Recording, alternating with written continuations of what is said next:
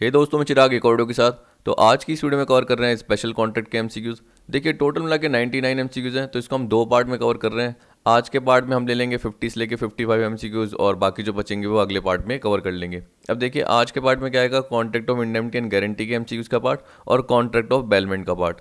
अब देखिए contract of indemnity and guarantee का पहले क्वेश्चन है जो दिसंबर 19 में आ चुका है। इसमें क्या बोल रहा है, the indemnity holder is not entitle to.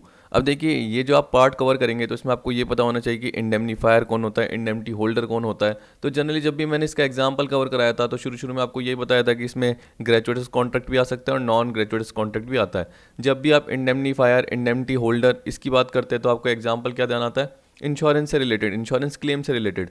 तो याद रखना इसमें लाइफ इंश्योरेंस मत ऐड करना या पर्सनल इंश्योरेंस मत ऐड करना, वो जनरली कॉन्ट्रैक्ट ऑफ इंडेमनिटी में नहीं आते हैं, ठीक है। लेकिन जैसे अगर आप देखोगे बिल्डिंग का, कार का, इसका इंश्योरेंस करवा देते हैं तो उस केस में जो भी डैमेज होता है वो इंश्योरेंस कंपनी देगी। तो इंश्योरेंस कंपनी क्या होती है, इंडेमनीफायर, ठीक है। वो प्रॉपर असेस करेगी, वैल्यू करेगी, ये मैंने बताया था। तो जनरली ये प्रॉमिसर कहलाती है। और जिसने इंश्योरेंस करवा रखा है वो जनरली इंडेमनिटी होल्डर या इंडेमनीफाइड, क्योंकि इसको लॉस हुआ है चिराग को, क्योंकि चिराग की बिल्डिंग या फर्नीचर, कार, मशीनरी, जिसका भी उसने इंश्योरेंस करा रखा है उसमें डैमेज हुआ, उसको नुकसान हुआ है, क्योंकि वो हर बार क्या कर रहा है, annual insurance premium, monthly insurance premium, quarterly insurance premium ये दे रहा होगा। तो एक तरीके से वो नॉन ग्रेचुइटस कॉन्ट्रैक्ट ऑफ इंडेमनिटी है। और जहाँ पर आप देख सकते हो कि एक दोस्त दूसरे दोस्त को इंडेमनीफाई करने के लिए बोल देता है कि चल मैं तेरे को क्या कर दूंगा, जो भी तेरा लॉस होगा उसको कंपनसेट कर दूंगा, तो वो फ्री में ही कर रहा है। तो आपको बताया कि वो ग्रेचुइटस कॉन्ट्रैक्ट हो गया, क्योंकि उसमें कोई कंसीडरेशन नहीं है। और नॉन ग्रेचुइटस में क्या होता है, कंसीडरेशन का पार्ट होता है। तो यहाँ पे चिराग और मैक्स इंश्योरेंस लिमिटेड के बीच में कॉन्ट्रैक्ट हुआ तो वहाँ पर एक कंसीडरेशन भी था। लेकिन जहाँ पर आपको पता है कि दोस्त बोल देता है कि यार कोई बात नहीं, अगर तेरे को ये नुकसान कर रहा है तो तू भी कोर्ट में केस कर, जो भी तेरा कोर्ट का केस का खर्चा होगा, लीगल एक्सपेंसेस होंगे, मैं बियर करने के लिए तैयार हूँगा। तो यहाँ पे जब भी आप क्या करोगे, डेफिनेशन देखोगे उसमें आपको समझ में आ जाएगा सारा का सारा पार्ट। पर उसके साथ आपको एक एग्जांपल भी पता होना चाहिए। देखिए जैसे मान के चलिए कि एक्स नाम का पर्सन था, उसकी एक ए नाम के पर्सन ने क्या कर रखी थी, प्रॉपर्टी अपने अंडर में कर रखी थी। तो यहाँ पर देखो एक्स को थोड़ा डर लग रहा था कि यार प्रॉपर्टी अंडर में कर रखी है, अब ये दे ही नहीं पा रहा। तो इसका दोस्त जो वाई है क्या बोलता है कि इस पर तू केस कर, जो भी खर्चा होगा, अगर जो भी खर्चा होगा, डैमेज का पार्ट हो गया, लीगल फीसेस हो गई, एफिडेविट का खर्चा हो गया, या बाद में अगर कॉम्प्रोमाइज़ का पार्ट भी हो रहा है, तो अगर तेरे को कुछ देना भी पड़ रहा है अमाउंट, तो सारा का सारा मैं बियर करने के लिए तैयार हूँ। तो ये जनरली कौन हो गया, इंडेमनीफायर हो गया। और एक्स क्या हो गया, इंडेमनिटी होल्डर। तो Y says to X that you file a suit against X for recovery of your property, I will indemnify for you. तो बोल रहा है कि मैं क्या करूँगा, एक तो कंपनसेशन, जो भी डैमेज देना पड़ेगा उसका भुगतान मैं करूँगा, क्योंकि कोर्ट ऑर्डर दे देता है। अगर मान के चलिए कि एक्स के खिलाफ कोर्ट ऑर्डर दे देता है तो जो भी एक्स को नुकसान होगा, क्योंकि ए के पास ही प्रॉपर्टी रही और ए के फेवर में कोर्ट ने क्या बोलते हैं, ऑर्डर दिया या डिसीजन दिया, लेकिन एक्स के फेवर में नहीं दिया, तो उस केस में एक्स को डैमेज देना पड़ेगा, जो भी कंपनसेशन है जो कि कोर्ट ने बोला है। तो उस केस में आपको पता है कि वाई की लाइबिलिटी अराइज हो जाएगी और वाई को क्या करना पड़ेगा, इंडेमनीफाई करना पड़ेगा एक्स को। वैसे लीगल फीस के लिए उसने बोल रखा था affidavit, legal document, stamp paper. वैसे ही लास्ट में देखिए कभी कभी क्या होता है कि कोर्ट के बाहर ये सेटलमेंट, सुलटारा करते हैं, जिसको हम बोलते हैं कॉम्प्रोमाइज़, ठीक है। तो सेटलमेंट मनी जो भी क्या करी, मान के चलिए अगर एक्स ने ए को दी होगी तो वो भी वाई क्या करेगा, बाद में एक्स को दे देगा। या जैसे ही कॉम्प्रोमाइज़ का जो भी अमाउंट तय हुआ 50,000, तो एक्स सीधा वाई को क्या बोल देगा, आप 50,000 दीजिए, मुझे इसको देने। इस तरीके से जनरली पार्ट हो सकता है, ठीक है। तो आप चाहे देख सकते हैं, जब आप मीनिंग भी देखेंगे, एक बार मीनिंग भी, डेफिनेशन भी देख लीजिए। देखिए मैंने यहाँ कवर कराया था कॉन्ट्रैक्ट ऑफ इंडेमनिटी। तो यहाँ पे देखो right of indemnity holder when sued, तो उस वक्त मैंने बताया था section 125 provides the right of indemnity holder when sued. तो इसमें देखिए ऑल डैमेजेस, ऑल कॉस्ट, एक बार पढ़ के देख लेना पूरा, all the sums which he may have paid under the term of any compromise of any such sued. ये जो ऑल कॉस्ट थी वो काय की थी, या तो केस कर रहा है, फाइल कर रहा है, या केस को डिफेंड कर रहा है। देखिए उल्टा भी तो सकता है, जैसे अभी मैंने आपको बताया कि इस केस में क्या हो रहा है, जो वाई एक्स को बोल रहा है कि तू केस कर। अब देखिए क्या बता, ए ने ही पहले से ही एक्स पे केस कर रखा है और अब एक्स को भी तो क्या है, लॉयर हायर करना पड़ेगा। तो वाई क्या बोल रहा है, तू डिफेंड कर, क्या कर। तो ये तो जो मैंने एग्जांपल बताया यहाँ पे फाइलिंग है या ब्रिंगिंग सूट, वैसे क्या होता है, डिफेंड भी होता है कि डिफेंड करने का, ठीक। तो और साथ में दे रखा ऑल डैमेजेस, ठीक, जो कि सूट के अंदर, कोर्ट के अंदर आपको पता है कि केस हुआ, तो जो भी डैमेजेस अगर इंडेमनिटी होल्डर को देने पड़े तो वो इंडेमनीफायर क्या करेगा, इंडेमनीफाई करेगा, ठीक। तो यहाँ पे मैंने थोड़ा डिटेल में आपको बता दिया जिससे आगे आपको दिक्कत नहीं होगी। तो देखिए यहाँ पे all damages which he may be compelled to pay in any suit in respect of any matter to which the promise apply, ठीक, all cost that he may be compelled to bear in defending any such suit. तो चाहे defend कर रहा है, चाहे bring कर रहा है, यानी चाहे फाइल कर रहा है, दोनों ही केसेस में जो भी कॉस्ट हुई वो इंडेमनिटी होल्डर को जनरली क्या होगा, कह रहा है indemnity holder is not entitle to. तो आपको पता है कि सारे डैमेज मिलेंगे, ऑल कॉस्ट ये मिलेगी, all suits that he may have paid under the term of any compromise of such suit. तो इंडेमनिटी होल्डर ने जो भी कोर्ट में केस के अकॉर्डिंग कॉम्प्रोमाइज मनी पे करी है, जो भी केस करने के लिए या केस को डिफेंड करने के लिए खर्चा किया है, या जो भी कोर्ट ने ऑर्डर दिया और जो भी डैमेज या कंपनसेशन सामने वाली पार्टी को दिया है, तो वो इंडेमनीफायर से लेगा। अब देखिए यहाँ तो बोल रहा है नॉट एंटाइटल टू, तो देखिए ये नहीं होगा। Damages for liability incurred which is not absolute, देखिए याद रखना, damages for liability incurred which is absolute, जो सर्टेन होती है, एक अमाउंट फिक्स हो गया। आपको बताया कि लॉयर की फीस कितनी है 40,000, तो आपको बताया कि एक अमाउंट फिक्स हो गया, लाइबिलिटी अराइज हो गई, लॉयर ने अपना काम किया, तो आपको क्या करना पड़ेगा, पैसे देने पड़ेंगे। अब इंडेमनिटी होल्डर को पैसे देने पड़ेंगे, तो वो किससे लेगा, इंडेमनीफायर से लेगा। तो वो किसके लिए एंटाइटल है, जो एक एब्सोल्यूट अमाउंट है, एक सर्टेन अमाउंट है, न कि अनएब्सोल्यूट, ठीक है। तो इस केस में हम क्या बोलेंगे कि वो इसके लिए एंटाइटल नहीं होगा, क्योंकि अमाउंट एब्सोल्यूट था ही नहीं, अमाउंट सर्टेन था ही नहीं। तो हम बोल सकते हैं कि अपना ऑप्शन क्या होगा, आंसर क्या होगा, डी होगा। तो देखिए थोड़ा सा बड़ा बता दिया, लेकिन क्या है कि समझने के लिए जरूरी था, आगे दिक्कत नहीं होगी। Which of the following is the essential ingredient of contract of indemnity, contract to make good the loss, loss must be cost to the indemnity holder. आप देख सकते हैं कि जो लॉस हुआ था उसको अच्छा करने के लिए, यानी उसको कंपनसेट करने के लिए ही इंडेमनिटी होल्डर एक तरीके से क्या करता है, इंडेमनीफायर से कॉन्टैक्ट करता है। इंडेमनीफायर बोल रहा है ना कि जो भी तेरे खर्चे होंगे, जो भी तेरे लॉसेस होंगे, मैं बियर करने के लिए तैयार हूँ। तो अगर आप ऊपर से लिंक करके देखिए तो आपको पता चल जाएगा कि इंडेमनिटी होल्डर को मिलेगा, तो उस केस में कॉन्ट्रैक्ट ऑफ इंडेमनिटी के वो एसेंशियल इंग्रेडिएंट हो जाएंगे। तो contract to make good the loss, loss must be cost to the indemnity holder, जो लॉस होना चाहिए या लाइबिलिटी जो भी इंकर हो रही है वो किसकी होनी चाहिए, इंडेमनिटी होल्डर की होनी चाहिए, तब जाके तो वो सामने इंडेमनीफायर से मांग सकता है। लॉस में भी कॉज्ड बाय प्रोमिसर और एनी अदर पर्सन, अभी मैंने आपको बताया मैक्स इंश्योरेंस लिमिटेड क्या है, प्रोमिसर है, या जैसे हमारे वाई और एक्स के केस में जैसे बताया मैंने, तो यहाँ पे कौन है प्रोमिसर, वाई, ठीक है, इस वाले केस में वाई प्रोमिसर है। तो आप देख सकते हैं इस तरीके से बोल रहा है कि लॉस में भी कॉज्ड बाय प्रोमिसर, तो या तो प्रोमिसर के थ्रू हो या एनी अदर पर्सन, या तो प्रोमिसर ने लॉस किया उसकी वजह से ही लॉस हुआ है, या किसी अदर पर्सन ने, आपको पता है कि आपका कार का एक्सीडेंट हो गया तो वो कोई अदर पर्सन कराएगा, इंश्योरेंस कंपनी नहीं कराएगी। इंश्योरेंस कंपनी तो क्या करेगी, आपको इंडेमनीफाई करेगी, क्योंकि वो इंडेमनीफायर है और आप इंडेमनिटी होल्डर हो, आपको लॉस हुआ है, ठीक है। और सामने वाले किसकी वजह से हुआ है, किसकी वजह से हुआ है, या तो इंडेमनीफायर की वजह से हो सकता है या किसी अदर पर्सन की वजह से भी हो सकता है। तो हम क्या बोलेंगे, all of the above. Third देखिए, find out the incorrect statement special contact with respect to a contract of indemnity. देखिए, the party to be indemnified shall never be called upon to pay. आप खुद सोचिए कि बिल्कुल ठीक है, जिस पार्टी को इंडेमनीफाई किया है, आप देखिए अगर वाई पूरा का पूरा इंडेमनीफाई करने के लिए, क्योंकि आप एक पर्टिकुलर केस देखेंगे, एग्जांपल देखेंगे, अपने माइंड में उसको क्या करेंगे, रखेंगे, तो आपको आराम से समझ में आएगा कि वाई इंडेमनीफायर और एक्स को क्या बोल रहा है कि तू कोर्ट में केस करेगी, इसके अगेंस्ट जो भी डैमेज होगा, जो भी लीगल फीस होगी, जो भी कॉम्प्रोमाइज़ मनी होगी, मैं पे करने के लिए तैयार हूँ। तो ये बताओ कि कहीं वाई एक्स को ये थोड़ी बोलेगा कि यार तू ही पे कर दे, ऐसा हो ही नहीं सकता। तो यहाँ पे देखिए यही तो बोल रहा है, the party to be indemnified, यानी जो इंडेमनीफायर है, ठीक है, शैल सॉरी इंडेमनिटी होल्डर है, यानी जो इंडेमनिटी होल्डर है उससे कभी भी उसको बुलाया नहीं जा सकता कि भाई तू पे कर दे, क्योंकि लाइबिलिटी तो किसकी बनेगी, इंडेमनीफायर की ही बनेगी, इंडेमनिटी होल्डर की बनेगी नहीं। इंडेमनिटी होल्डर की जो भी होगी वो सामने वाला क्या कर रहा है, जो इंडेमनीफायर है वो बियर कर रहा है। तो पार्टी टू भी इंडेमनीफाइड मतलब जो इंडेमनिटी होल्डर है उससे कभी भी नहीं बोला जा सकता कि भाई तू भुगतान कर दे, तू पेमेंट कर दे, ऐसे बोला ही नहीं जा सकता। B, all insurance contracts are contract of indemnity. तो आपको पता है कि देखिए ये इनकरेक्ट है, तो अपना आंसर ये होगा, क्यों, क्योंकि मैंने बताया था कि देखिए जो लाइफ इंश्योरेंस होता है, पर्सनल इंश्योरेंस किया जाता है, पर्सनल एक्सीडेंट हो गया वो कवर करवा दिया आपने, मेडिक्लेम करा दिया, क्योंकि आपको पता है कि एक्सीडेंट हो सकता है तो उसका आपने पहले से ही कवर करवा रखा है। लाइफ इंश्योरेंस आपको पता है कि अपनी लाइफ पर आपने इंश्योरेंस ले रखा है, तो लाइफ इंश्योरेंस कवर ले रखा है, तो जनरली वो कॉन्ट्रैक्ट ऑफ इंडेमनिटी में नहीं आते, वो कॉन्ट्रैक्ट ऑफ इंडेमनिटी में नहीं आते। तो इसलिए मैंने आपको बताया कि बी क्या है, इनकरेक्ट है, क्योंकि यहाँ पे इसने सारे इंश्योरेंस कॉन्ट्रैक्ट बोल दिए, जबकि आपको पता है कि अगर एक्सेप्ट बोलता कि उनको छोड़ के तो हम बोल सकते थे कि हाँ सारे, लेकिन यहाँ पे ऐसा ही नहीं, तो इसलिए बी क्या है, इनकरेक्ट है। अब देखिए सी तो बिल्कुल ठीक है, द प्रॉमिस ऑफ इंडेमनिटी में बी एक्सप्रेस और इम्प्लाइड। जो प्रॉमिस ऑफ इंडेमनिटी है वो एक्सप्रेस भी हो सकता है और इम्प्लाई भी हो सकता है। इसको मैंने आपको एग्जाम्पल के थ्रू बताया था, चाहे आप देख सकते हैं इस पर्टिकुलर पीडीएफ में।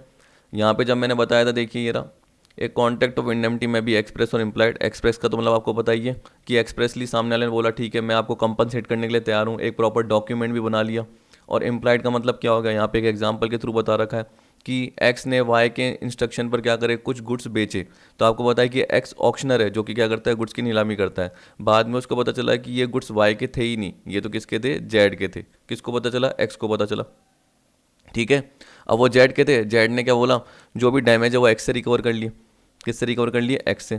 तो उस केस में एक्स सारे के सारे जो डैमेज है वो किससे रिकवर करेगा, वाई से। तो यहाँ पे देखिए कहीं एक्स और वाई के बीच में कॉन्ट्रैक्ट ऑफ इंडेमनिटी था क्या, नहीं था। लेकिन इम्प्लाइड एक तरीके से क्या है, अपने आप कॉन्ट्रैक्ट बन गया। क्यों बन गया, क्योंकि वाई तो रियल ओनर था ही नहीं, ट्रू ओनर ये था। और ट्रू ओनर किसके पास गया, एक्स के पास गया जो ऑक्शनर था, कि भाई तूने कैसे मेरे गुड्स बेच लिए, मुझे सारा अमाउंट चाहिए। ठीक है, जो भी डैमेज हुआ है। तो बाद में एक्स किससे मांगेगा, वाई से मांगेगा। तो वाई इंडेमनीफायर हो गया और एक्स क्या हो गया, इंडेमनिटी होल्डर हो गया। तो ये इम्प्लाइड का पार्ट हो गया, सिंपल सा पार्ट। तो आप देख सकते हैं कि ये भी ठीक है। पर हम क्या बोलेंगे, इसमें हमें इनकरेक्ट स्टेटमेंट पता करना था, इसलिए बी क्या है, इनकरेक्ट है। फोर देखिए क्या बोल रहा है, which among the following is incorrect with respect to a contract of guarantee. देखिए जब भी आप कॉन्ट्रैक्ट ऑफ गारंटी की एक बार मीनिंग देखिए तो आपको पता चल जाएगा कि क्या पर्टिकुलर केस होता है। देखिए जैसे ये पॉइंट खत्म किए थे तो कॉन्ट्रैक्ट ऑफ गारंटी भी आपकी आ गई थी, आपको पता है इंडेमनिटी के बाद।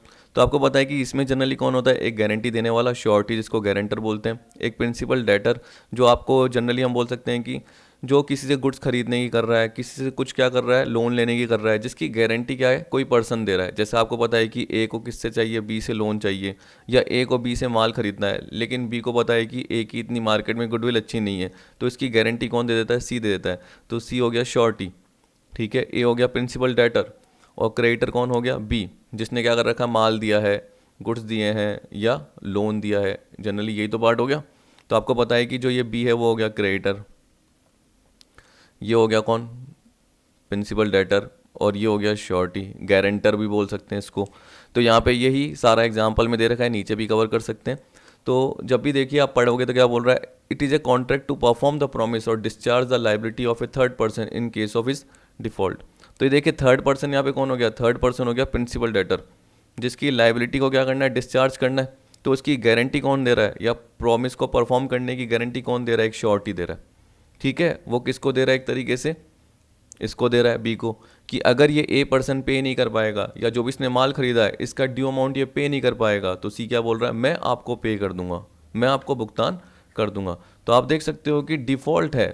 ठीक है, और डिफ़ॉल्ट डिपेंड कर रहा है, किस पे डिपेंड कर रहा है, थर्ड पर्सन पे, कि प्रिंसिपल डेटर अगर डिफ़ॉल्ट करेगा तब जाके श्योरिटी की लाइबिलिटी अराइज होगी। अगर प्रिंसिपल डेटर डिफ़ॉल्ट ही नहीं करेगा, मतलब पेमेंट कर देगा अपना टाइम पे, तो तब श्योरिटी की लाइबिलिटी अराइज होगी ही नहीं।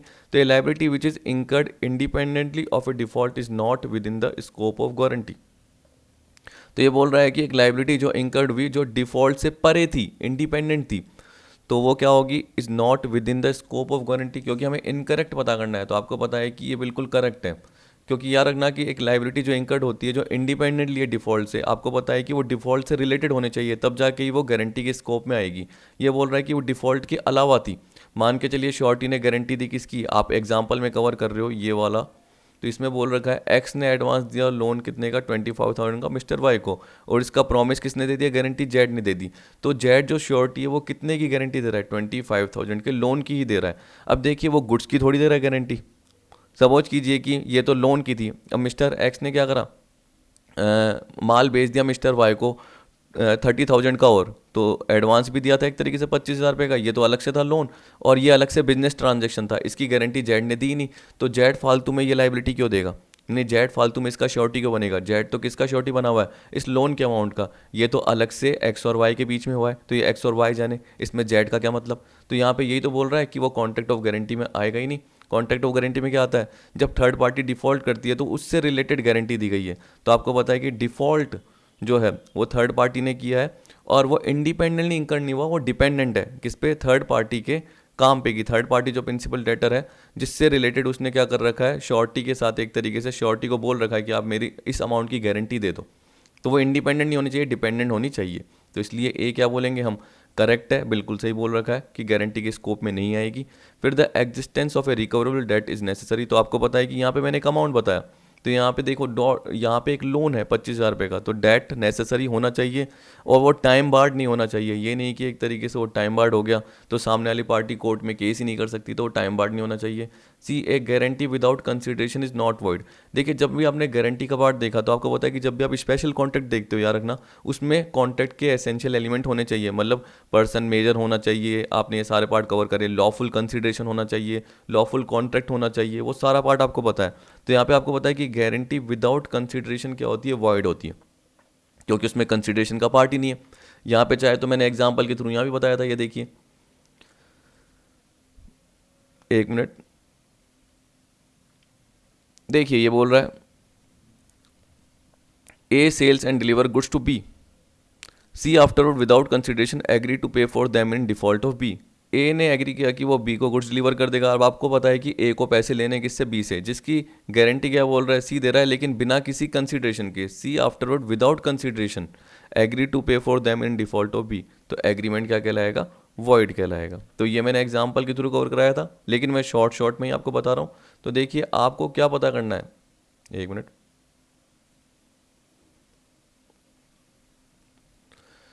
बीच में थोड़ा सा हैंग हो गया था कंप्यूटर, तो कोई बात नहीं, अब सही कर दिया मैंने। तो बात देखो, आप देख सकते हैं guarantee without consideration is not void, ये हम क्या बोल सकते हैं कि इनकरेक्ट है, क्योंकि अगर यहाँ बोलता है guarantee without consideration is void, void होगी, सीधी सी बात है, आपको पता है, क्योंकि आपको एसेंशियल एलिमेंट गारंटी में होने चाहिए, जो कि आपने इंडियन कॉन्ट्रैक्ट एक्ट के जनरल कॉन्ट्रैक्ट वाले प्रोविजंस में सारे के सारे कवर किए।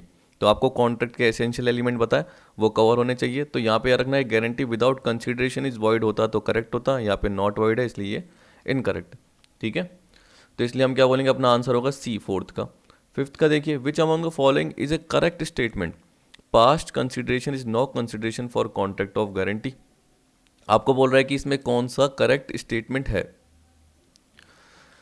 तो देखिए सबसे पहली बात तो जैसे देखिए कंसिडरेशन कोई भी हो, चाहे पास्ट हो चाहे फ्यूचर हो, किसी से भी रिलेटेड हो, हमने बोला था कि एसेंशियल एलिमेंट वैलिड कॉन्ट्रैक्ट के होने चाहिए कॉन्ट्रैक्ट ऑफ गारंटी में। तो पास्ट कंसिडरेशन एक कंसिडरेशन कहलाएगा कॉन्ट्रैक्ट ऑफ गारंटी का। तो यहाँ पे हमें करेक्ट स्टेटमेंट पता करना है, तो ये इनकरेक्ट है, क्योंकि यहाँ पे बोल दिया past consideration is no consideration for a contract of guarantee, जबकि पास्ट कंसिडरेशन भी कॉन्ट्रैक्ट ऑफ गारंटी के कंसिडरेशन के फॉर्म में हो सकता है। वैसे ही आपको पता है कि एक तरीके से प्रिंसिपल डेटर के लिए बेनिफिट क्या है कि श्योरिटी ने गारंटी दी है। तो आपको पता है कि जब आपने एक्सेप्शन कवर किया था कि सारे एसेंशियल एलिमेंट होने चाहिए वैलिड कॉन्ट्रैक्ट के लिए, एक्सेप्शन ने क्या कवर किया था कि अगर प्रिंसिपल डेटर के बेनिफिट के लिए कोई प्रॉमिस किया गया है, कुछ किया गया है, वही एक सफिशिएंट कंसिडरेशन होगा श्योरिटी के लिए। तो आप देखिए एक तरीके से हम क्या बोल सकते हैं, यानी हम बोल सकते हैं कि श्योरिटी फॉर गिविंग गारंटी का मतलब क्या है, श्योरिटी ने जो गारंटी दी है वही प्रिंसिपल डेटर के लिए एक सफिशिएंट कंसिडरेशन है। Consideration received by principal debtor is sufficient consideration to the surety for giving the guarantee. तो अगर आपने एग्जाम्पल में कवर किया हो कि बी रिक्वेस्ट कर रहा है ए को कि भाई गुड्स डिलीवर कर दे, पर ए ने क्या बोला कि अगर सी गारंटी दे देता है कि अगर तू पेमेंट नहीं कर पाएगा, तो इसकी गारंटी कौन दे रहा है, सी अगर गारंटी दे देगा कि मैं पे कर दूंगा, तब जाके ए क्या बोल रहा है कि मैं तुझे गुड्स डिलीवर कर दूंगा। तो बी ने रिक्वेस्ट की ए से, और ए कब एग्री हो गया, अगर सी गारंटी दे देता। C promise to guarantee the payment in consideration of A's promise to delivers the goods. ठीक है, तो इस केस में क्या बोल रहा है, बी रिक्वेस्ट ए, तो ए क्या करेगा, एक तरीके से डिलीवर करेगा गुड्स। तो यहाँ पे एक तरीके से हम बोल सकते हैं कि बी के लिए बेनिफिट क्या है प्रिंसिपल डेटर के लिए कि ए से गुड्स मिल जाएगा, तो वो एक तरीके से कंसिडरेशन होगा, जिसकी गारंटी कौन दे रहा है, सी दे रहा है। This is sufficient consideration for C's promise. तो आप देख सकते हैं कि कंसिडरेशन तो होगा, चाहे वो पास्ट हो, चाहे प्रेजेंट का हो, चाहे फ्यूचर का हो। ठीक है, फिर यहाँ पे बी पॉइंट में बोल रहा है forbearance to sue on the part of the creditor is a good consideration for a guarantee. देखिए क्रेडिटर अगर चाहे तो आपको पता है कि प्रिंसिपल डेटर पे केस नहीं भी करे तो चल जाता है, पर उसका मतलब ये नहीं है कि जो श्योरिटी वो अपनी लाइबिलिटी से मुक्त हो जाएगा। श्योरिटी को तो क्या करना पड़ेगा, जो गारंटी का अमाउंट है वो देना ही पड़ेगा। इसका मतलब ये नहीं कि कॉन्ट्रैक्ट ऑफ गारंटी खत्म हो जाएगा। आप याद रखिए कि वो क्रेडिटर के ऊपर है कि वो प्रिंसिपल डेटर पे केस करे या ना करे। आपको पता है कि अगर इस वाले केस में आपको पता है कि बी की रिक्वेस्ट पे ए ने बी को गुड्स डिलीवर कर दिए, लेकिन बाद में अगर बी पे नहीं कर पाता, तो आपने ये पढ़ा था कंडीशन में या फीचर्स में या कैरेक्टरिस्टिक में कि प्रिंसिपल जो लाइबिलिटी रहती है वो सबसे पहले किसकी रहती है, बी की रहती है। अब ए चाहे तो क्या कर सकता है, बी पे केस कर सकता है, लेकिन आप याद रखना कि जैसे ही इसका वो आ गया अराइज कि ड्यू अमाउंट इसने नहीं दिया, तो श्योरिटी की लाइबिलिटी अराइज हो जाती है, गारंटर की लाइबिलिटी अराइज हो जाती है।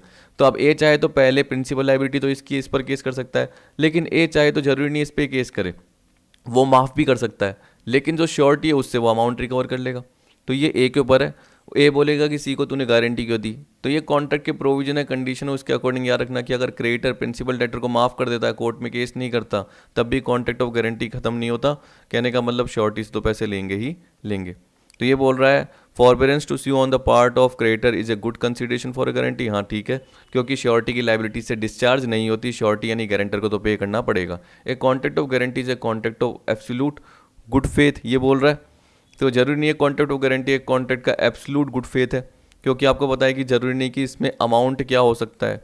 गारंटी दी गई है, गारंटी एक फिक्स टाइम के लिए हो सकती है, एक पर्टिकुलर, क्योंकि आपको पता है कि कंटिन्यूइंग ट्रांजैक्शन भी होते हैं, तो ट्रांजैक्शन कुछ भी हो सकते हैं, उसकी भी गारंटी दी जा सकती है। तो एक कॉन्ट्रैक्ट ऑफ गारंटी से contract of absolute good faith, जरूरी नहीं है ऐसा हो। तो हम क्या बोलेंगे, करेक्ट स्टेटमेंट कौन सा है, फिफ्थ का बी है।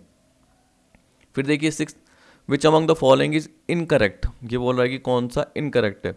तो यहाँ पे देखिए सबसे पहले the liability of surety is coextensive with that of principal debtor. सीधी सी बात है, अगर प्रिंसिपल डेटर जो ड्यू अमाउंट पे नहीं कर पाया तो श्योरिटी की लाइबिलिटी ही अराइज होगी। तो को एक्सटेंसिव मतलब क्या हो गया, साथ साथ चलने वाली है।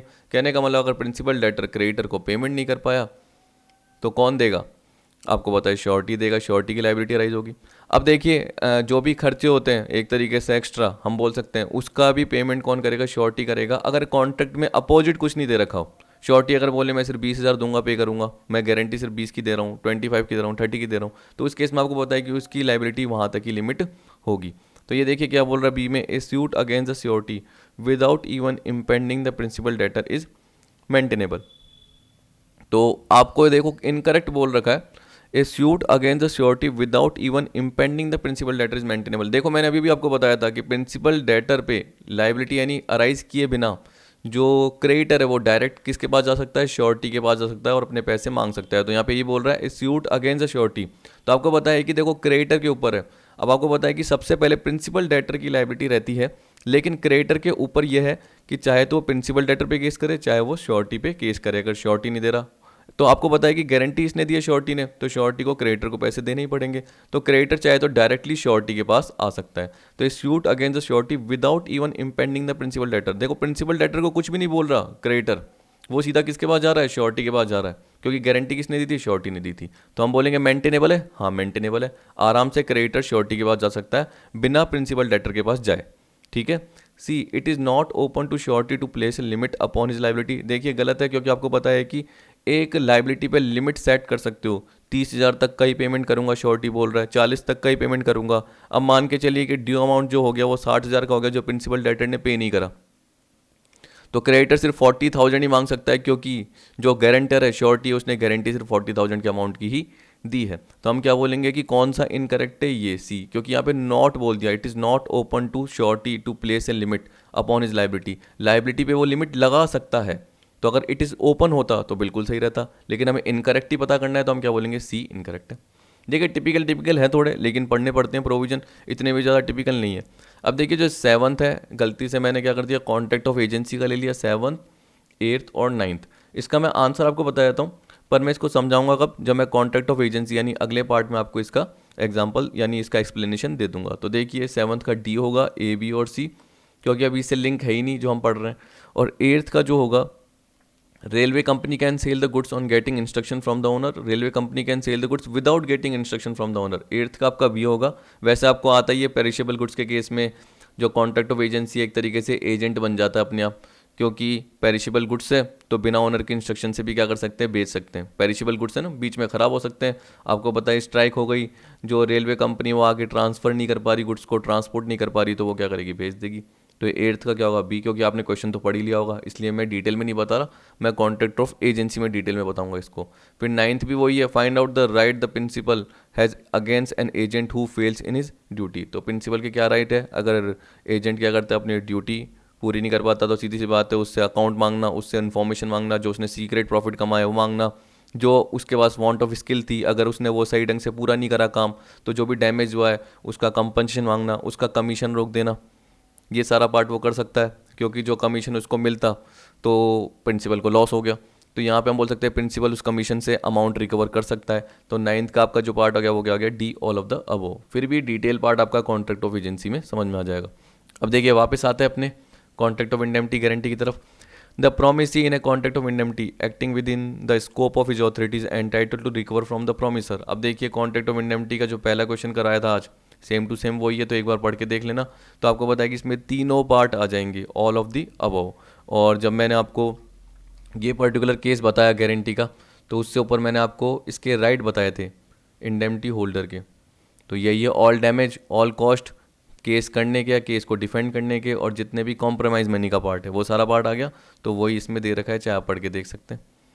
ठीक है, तो इसलिए हम क्या बोलेंगे, 10th का क्या होगा, डी। मैं पढ़ के नहीं बता रहा क्योंकि आपने पढ़ लिया होगा, टाइम वेस्टेज होगा, same to same simple question है। इसी तरीके से देखिए, a contract to perform the promise और discharge the liability of a third person in case of his default is known as. तो आपको बोल रहा है कि थर्ड पर्सन की जो भी लाइबिलिटी है उसको डिस्चार्ज कौन कर रहा है, जिसने गारंटी दी है, श्योरिटी ने गारंटी दी है किसकी, प्रिंसिपल डेटर के बिहाफ पे। तो प्रिंसिपल डेटर थर्ड पर्सन है जो कि एक तरीके डिफॉल्ट करेगा, जिसकी गारंटी कौन दे रहा है, श्योरिटी दे रहा है। किसको दे रहा है, क्रेडिटर को दे रहा है। तो आपको पता है कि ये कॉन्ट्रैक्ट ऑफ गारंटी होगा, क्योंकि आपको पता है उसमें 3 पार्टीज होती है, इंडेमनिटी में सिर्फ क्या होती है, 2 ही पार्टी होती है। और कंटीजेंट जो कॉन्ट्रैक्ट होता है वो किसी इवेंट के होने न होने पर डिपेंड करता है, इस तरीके से आपको पता है। और क्वासी कॉन्ट्रैक्ट का तो अलग से मैं पूरा पर्टिकुलर पॉइंट बता चुका हूँ। ठीक, कंटीजेंट कॉन्ट्रैक्ट जो फ्यूचर में किसी इवेंट के होने या ना होने पर डिपेंड करता है। तो 11th बी, 11th का क्या होगा, बी। 12th देखिए, section 128 of Indian contract act 1872 provide. तो आपको पता है कि 12th का क्या होगा, श्योरिटी की लाइबिलिटी। किसकी बताता है, श्योरिटी की लाइबिलिटी, जो मैंने को एक्सटेंसिव बताया था। तो आप चाहे देख सकते हैं। अब मैं आपको एक एक पॉइंट इसलिए बताता रहता हूँ क्योंकि आपको कन्फ्यूजन ना हो और थोड़ा सा आपका रिवाइज भी होता रहे पार्ट। ठीक, तो आप देख सकते हैं, surety is liability is coextensive with the liability of principal debtor. Surety is liable for all the debt payable by the principal debtor to creditor. Principal debtor जो क्रेडिटर को पे करता है उसकी गारंटी किसने दी थी, surety ने दी थी। तो श्योरिटी सारी की सारे डेट पे करेगा, इंटरेस्ट, डैमेज, कॉस्ट जो भी हो रहा है, जो भी वो रिकवर किया जा सकता है श्योरिटी से। एक्सेप्शन क्या है कि अलग से अगर कॉन्ट्रैक्ट में स्पेसिफिकली बोल दिया श्योरिटी ने कि नहीं मैं यही पे करूंगा, मैं इंटरेस्ट पे नहीं करूंगा, मैं डैमेजेस का पार्ट पे नहीं करूंगा, मैं इतना ही अमाउंट पे करूंगा, तो अगर अलग से कॉन्ट्रैक्ट में ले दिया तो बात अलग है। तो कॉन्ट्ररी नहीं होना चाहिए, अपोजिट कुछ नहीं होना चाहिए कॉन्ट्रैक्ट में, तब तो ये सारे के सारे खर्चे श्योरिटी को बियर करने पड़ेंगे। तो 12 का ए हो गया। 13, a guarantee which extend to a series of transaction is known as. तो आपको पता है कि कोई स्पेसिफिक ट्रांजेक्शन के लिए गारंटी दी गई है, तो वो स्पेसिफिक गारंटी जैसे ही वो पार्ट खत्म, एक पर्सन ने अपना काम पूरा कर लिया, प्रिंसिपल डेटर ने अपना ड्यू अमाउंट पूरा कर दिया, तो आपकी गारंटी नहीं बनेगी। नहीं करा तो आपको अमाउंट देना पड़ेगा। कंटिन्यूइंग गारंटी क्या हो गया कि 1 साल के अंदर जो भी ट्रांजेक्शन होंगे, प्रिंसिपल डेटर जो भी क्रेडिटर से माल खरीदेगा या जितनी बार भी लोन लेगा, अगर कुछ भी डिफ़ॉल्ट होता है बीच में तो मैं पे करने के लिए तैयार हूँ। ऐसा कौन बोल रहा है, श्योरिटी बोल रहा है। तो आपको पता है कि वो 1 साल के अंदर जो भी ट्रांजेक्शन होंगे, तो एक सीरीज ऑफ ट्रांजेक्शन चलते हैं जिसे हम बोलते हैं कंटिन्यूइंग गारंटी। 13 का क्या हो गया आपका, बी। अब देखिए 14, the death of surety operates in the absence of any contract to the contrary as a revocation of continuing guarantee so far as regards future transaction it is given in. देखिए आपको पता है कि जब भी surety की death हो जाती है तो उस केस में आपको पता है कि कोई भी कॉन्ट्रैक्ट अगर अपोजिट में नहीं दे रखा हो, अपोजिट में कॉन्ट्रैक्ट में कोई भी कंडीशन नहीं दे रखी हो, तो उस केस में कंटिन्यूइंग गारंटी रिवोक हो जाती है। आपको पता है कि अगर 1 साल की गारंटी किसी श्योरिटी ने दी, किसको दी, क्रेडिटर को दी, कि अगर प्रिंसिपल डेटर पे नहीं करेगा जब जब, तो मैं पेमेंट करने के लिए तैयार हूँ। लेकिन याद रखना, फ्यूचर ट्रांजेक्शन से रिलेटेड वो सारा का सारा पार्ट रिवोक हो जाता है, कैंसिल हो जाता है। क्यों? क्योंकि श्योरिटी की ही डेथ हो गई।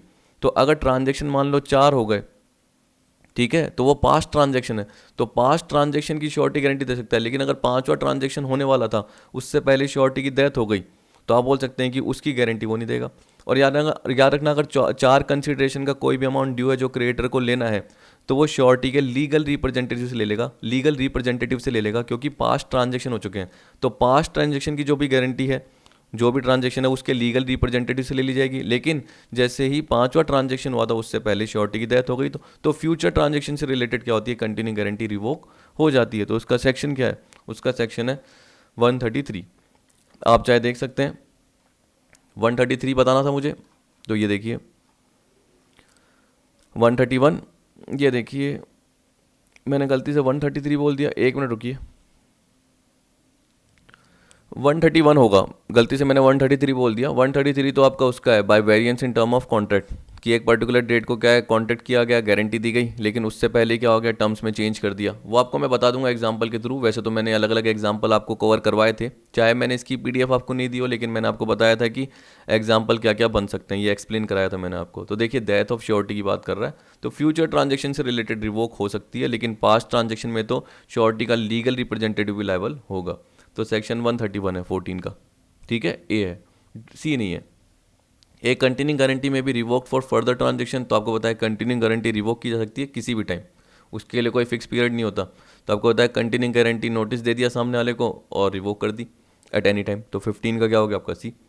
16 A B C as surety for D enter into 3 several bonds each in different penalty, namely A in the penalty of 10,000 rupees. देखिए सीधी सी बात है, अपनी अपनी लाइबिलिटी बता रहे हैं कि मेरी मैक्सिमम लाइबिलिटी इतनी बन सकती है कि मैं 10,000 रुपीज़ की गारंटी दे रहा हूँ, बी क्या बोल रहा है मैं 30 की दे रहा हूँ, और सी क्या बोल रहा है मैं 50,000 की दे रहा हूँ। और क्या बोल रहे हैं वो किसके लिए श्योरिटी बन रहे हैं, डी के लिए बन रहे हैं। तो डी एक क्रेडिटर हो गया, ठीक है। और प्रिंसिपल डेटर कौन है यहाँ पे, देखिए क्या बोल रहा है, condition for D is duly accounting to E. यहाँ पे मैंने डी गलती से बोल दिया, क्रेडिटर है, प्रिंसिपल डेटर है, क्या है, पूरा क्वेश्चन पढ़ना पड़ता है, कभी कभी पूरा क्वेश्चन नहीं पढ़ता। Conditions for D is duly accounting to E, तो देखिए एक तरीके से क्या है, डी जो है वो ड्यूली अकाउंटिंग करेगा ई के लिए। अगर वो नहीं कर पाता तो यहाँ पे देखिए ए बी सी है surety for D enter into 3 several bond, तो वो डी के श्योरिटी बन गए, तो डी प्रिंसिपल डेटर है और जो ई है वो क्रेडिटर है। तो अगर कोई भी लॉस होगा ई को, क्रेडिटर को, वो कौन बियर करेंगे, ए बी सी बियर करेंगे। और मैक्सिमम उनकी लिमिट दे रखी है 10,000, 30, 50। आपको मैंने बताया था कि अगर कोई भी पर्सन डिफ़ॉल्ट करता है, मान के चलिए प्रिंसिपल डेटर डिफ़ॉल्ट करता है, कोई भी पर्सन मतलब प्रिंसिपल डेटर ही डिफ़ॉल्ट करेगा, तो थर्ड पर्सन यानी प्रिंसिपल डेटर डिफ़ॉल्ट करता है, तो उस केस में जो ई है उसको अमाउंट कौन देगा, ए बी और सी देगा। चाहे उनकी मैक्सिमम लिमिट फिक्स है, फिर भी आप देखो अमाउंट देखिए कितना है, 30,000 है, तो आप देखिए इक्वली होगा, ये मैंने आपको बताया था 10,000, 10,000, 10,000। अब देखिए जो ए की है वो कितनी है, 10,000 तक की लिमिट है, तो कवर हो रहा है, हाँ कवर हो रहा है। बी की कितनी है, 30,000, कवर हो रहा है, हाँ हो रहा है। सी की कितनी है, 50, तो आपको पता है कि कवर हो रहे हैं, तीनों ही कवर हो रहे हैं। तो उस केस में क्या बोलेंगे, ईच लाइबल टू पे 10,000 रुपीज़, ईच लाइबल टू पे। अगर मान के चलिए कि इसकी मैक्सिमम लिमिट 8,000 थी और ए की लाइबिलिटी यानी गारंटी कितने की बन रही है, टोटल मिला के रियल में लाइबिलिटी कितने की बन रही है, 10,000 की बन रही है, जबकि ए ने गारंटी जो लिमिट बता रखी थी वो 8,000 ही बता रखी थी, तो ए सिर्फ 8,000 ही दे पाएगा, तब इक्वल नहीं हो पाएगा। पर याद रखना कि बाकी जो अमाउंट है 30 में से 8 गए, बाकी बचे 22, वो 22 में से 11 बी और सी, क्योंकि ए तो सिर्फ 8,000 ही दे रहा है, ए ने गारंटी इतने अमाउंट की दी है, और आपको पता है कि उस केस में 30,000 तक की लाइबिलिटी बनी है और ए की गारंटी सिर्फ 8 की है, तो बाकी 22 बी और सी में बढ़ जाएंगे, बी एंड सी में बढ़ जाएंगे। तो आप देख सकते हैं अभी तो ईच लाइबल टू पे 10,000 है, क्योंकि 10,000 के अंदर सारा पार्ट आ रहा है। ये आपने देखा होगा, इक्वली मैंने बताया था। 17 भी केस यही है, पढ़ के देख लीजिए क्या बोल रहा है, A B C are sureties to D for the sum of 3,000 rupees lent for E. तो देखिए आपको पता है कि ई ने एक तरीके से क्या कर रखा है, डी को उधार दे रखा है, जिसकी गारंटी किसने दे दी, ए बी सी ने, कि अगर डी पे नहीं कर पाएगा तो हम पे कर देंगे। ई मेक्स डिफ़ॉल्ट इन पेमेंट। अब यहाँ पे देखो ये मैंने अब यहाँ पे डी ने उधार दे रखा है, ये पढ़ना था, कोई बात नहीं, हल्की सी मिस्टेक हो जाती है, वापस पढ़ लेते हैं। A B C are sureties to D for the sum of 3,000 rupees lent for E. तो यहाँ पे हम बोल सकते हैं E makes default in payment, तो यहाँ पे हम बोल सकते हैं डी ने ई को उधार दिया था, जिसकी गारंटी किसने दी थी, ए बी एंड सी ने दी थी। ई ने डिफ़ॉल्ट कर दिया पेमेंट में, अब ए बी सी किसके लिए लाइबल होंगे, इक्वल अमाउंट के लिए। तो सिंपल सा केस है, to pay 1,000 each, A B C are liable to pay 1,000 each, 1,000, 1,000, 1,000। तो 17 क्या होगा, 17 का ए होगा। अब 18 देखिए, section 133 of Indian contract act 1872 provides discharge of surety by variance in term of contract. तो यही आएगा, आपको पता है, क्योंकि श्योरिटीज लाइबिलिटी का तो मैंने आपको सेक्शन बताया था अभी, समथिंग 128 ये था, जहाँ तक ध्यान है मुझे, कितना था 128। तो देखिए एक बार सेक्शन भी थोड़ा थोड़ा ध्यान रखा कीजिए, कभी कभी आ सकता है, वैसे तो इतना ज़्यादा जरूरी नहीं है। आप प्रीवियस ईयर के एमसीक्यूज देखोगे या पास्ट ईयर के जब भी आप देखोगे, यही नहीं बोल रहा, आप कोई भी पर्टिकुलर और पार्ट देखोगे, जैसे इनकम टैक्स के पार्ट कवर करोगे, तो इतने ज़्यादा सेक्शन नहीं शो होते हैं, वो जनरली डिडक्शन इसमें शो होते हैं। तो वैसे यहाँ पर भी सेक्शन के इतने चांस नहीं है, अगर आपने 3-4 अटैम्प्ट भी देखे होंगे तो उसमें जनरली सेक्शन नहीं पूछता, मीनिंग पूछ लेता है, या जो मीनिंग से रिलेटेड है करेक्ट इनकरेक्ट स्टेटमेंट पूछ लेता है, इसलिए मैंने ज़्यादातर वही कवर किए। तो देखिए section 133 of Indian contract act 1872 provides, तो इसका एक बार मैं आपको क्वेश्चन बता देता हूँ या एग्जांपल बता देता हूँ। देखिए यहाँ पे आपको दिख रहा होगा क्या बोल रहा है कि any variance made without the surety consent in term of contract between principal debtor and creditor discharge the surety as to transaction subsequent to the variance. तो इसका मतलब क्या है, एक कॉन्ट्रैक्ट हुआ जिसमें श्योरिटी ने गारंटी दी, लेकिन बाद में क्या हो गया, प्रिंसिपल डेटर और क्रेडिटर ने बिना श्योरिटी की कंसेंट से, सहमति से कॉन्ट्रैक्ट में ही चेंज कर दिया। यहाँ पे देखिए क्या बोल रहा है, सी ने कॉन्ट्रैक्ट किया कि वो 5,000 पे 1 मार्च को ए को देगा। तो आपको पता है कि सी क्रेडिटर है और ये प्रिंसिपल डेटर है। अभी देखिए क्योंकि गारंटी का पार्ट आ रहा है ना, उस केस में मैं बताता हूँ। तो सी क्रेडिटर है, ए प्रिंसिपल डेटर है, बी ने गारंटी करी कि वो रीपेमेंट कर देगा। बी गारंटीज रीपेमेंट अगर ए पे नहीं कर पाता, क्योंकि सी तो क्या करेगा, ए को उधार देगा। सी किससे पैसे लेगा, ए से। अगर ए का डिफॉल्ट हो गया थर्ड पार्टी का, मतलब प्रिंसिपल डेटर का, तो किससे लेंगे, बी से, श्योरिटी से। ठीक है, यही बोल रहा है। सी पेज ₹5,000 टू ए ऑन 1 जनवरी। अब देखिए कॉन्ट्रैक्ट डिसाइड हुआ था 1 मार्च को, लेकिन सी ने क्या करा, ए को 1 जनवरी को ही पे कर दिया। B is discharged from his liability as the contract has been varied in as much as C might sue A for the money before the 1st of the March। क्योंकि आपको पता है कि अगर मान के चलिए कि सी ने ए को 1 जनवरी को उधार दे दी और उसको 1 महीने की उधार, एक जनवरी को पैसे दे दिए, लैंड दे दिए, बोरो कर दिए, एक तरीके से ए के पास पैसे आ गए, और उसके बाद 1 महीने की सी ने सिर्फ उधार दी, तो उस केस में 1 महीने बाद सी क्या करेगा, ए पे केस कर देगा। पर आपको पता है कि अभी तक तो 1 मार्च आया ही नहीं, तो इस केस में आपको पता है कि बी अपनी लाइबिलिटी से वैसे ही मुक्त हो गया। क्यों, क्योंकि बी ने जो गारंटी दी थी वो 1 मार्च या उसके बाद के लिए दी थी, उससे पहले के लिए उसने थोड़ी दी थी। तो हम बोल सकते हैं कि वो वैसे ही चेंज कर सकता है, बोल सकता है कि मैं इसके लिए एग्री नहीं हूँ। तो यहाँ पे यही पार्ट था, discharge of surety by variance in term of contract, section 133। 19 देखिए, in a contract of guarantee the person who gives the guarantee is known as. तो देखिए आपको पता है जो गारंटी देता है वो श्योरिटी कहलाता है, सिंपल केस है। इस तरीके से भी आ सकता है, in a contract of guarantee the person to whom guarantee is given is known as. Person जिसको गारंटी दी गई है, person to whom guarantee is given is known as. तो आपको पता है कि वो जनरली कहलाएगा क्रेडिटर। ठीक, गारंटर यही तो है, श्योरिटी क्या कर रहा है, गारंटी दे रहा है क्रेडिटर को कि जो भी डिफॉल्ट होगा, जो प्रिंसिपल डेटर डिफॉल्ट करेगा, प्रिंसिपल डेटर यानी थर्ड पर्सन डिफॉल्ट करेगा, उसकी गारंटी मैं आपको दे देता हूँ कि जो भी वो ड्यू अमाउंट आपको पे नहीं कर पाएगा, आपने लोन दिया है, आपने उसको गुड्स डिलीवर किए हैं तो उसने ड्यू अमाउंट का पेमेंट नहीं करा है, तो मैं गारंटी देता हूँ। तो किसको गारंटी दी जा रही है, क्रेडिटर को। The person to whom guarantee is given in contract of guarantee the person in respect of who default the guarantee is given. जिसके बिहाफ पे डिफॉल्ट हो जाता है, जो पर्सन डिफॉल्ट करता है और जिसकी गारंटी दी जाती है, तो आपको पता है कि वो पर्सन कौन है, प्रिंसिपल डेटर। तो 21 का क्या होगा आपका, C part. 22 section 134 of Indian contract act 1872 provides discharge of surety by release और डिस्चार्ज ऑफ प्रिंसिपल डेटर। 22 का जो आपका आएगा वो क्या आएगा, ए ही आएगा। बाकी सारा पढ़ने की जरूरत नहीं है, बाकी सारे के सेक्शन अलग अलग हैं, तो कवर कर लेना एक बार, क्योंकि देखो सारे के सारे मैंने बताए हुए हैं।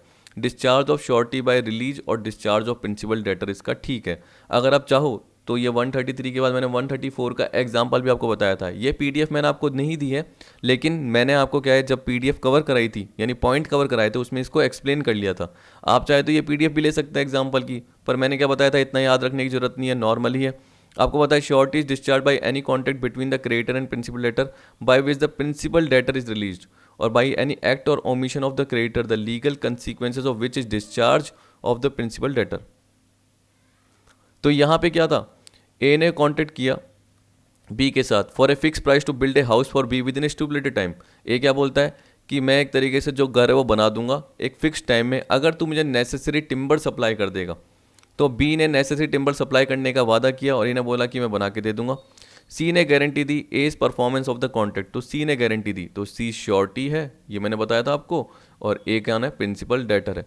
जिसकी गारंटी कौन दे रहा है, एक तरीके से आपको पता है कि सी दे रहा है। सी बी को गारंटी दे रहा है कि ए अपना काम पूरा ढंग से परफॉर्म कर देगा और आपकी बिल्डिंग जो है ना वो आपको बना के दे देगा बिल्कुल perfect.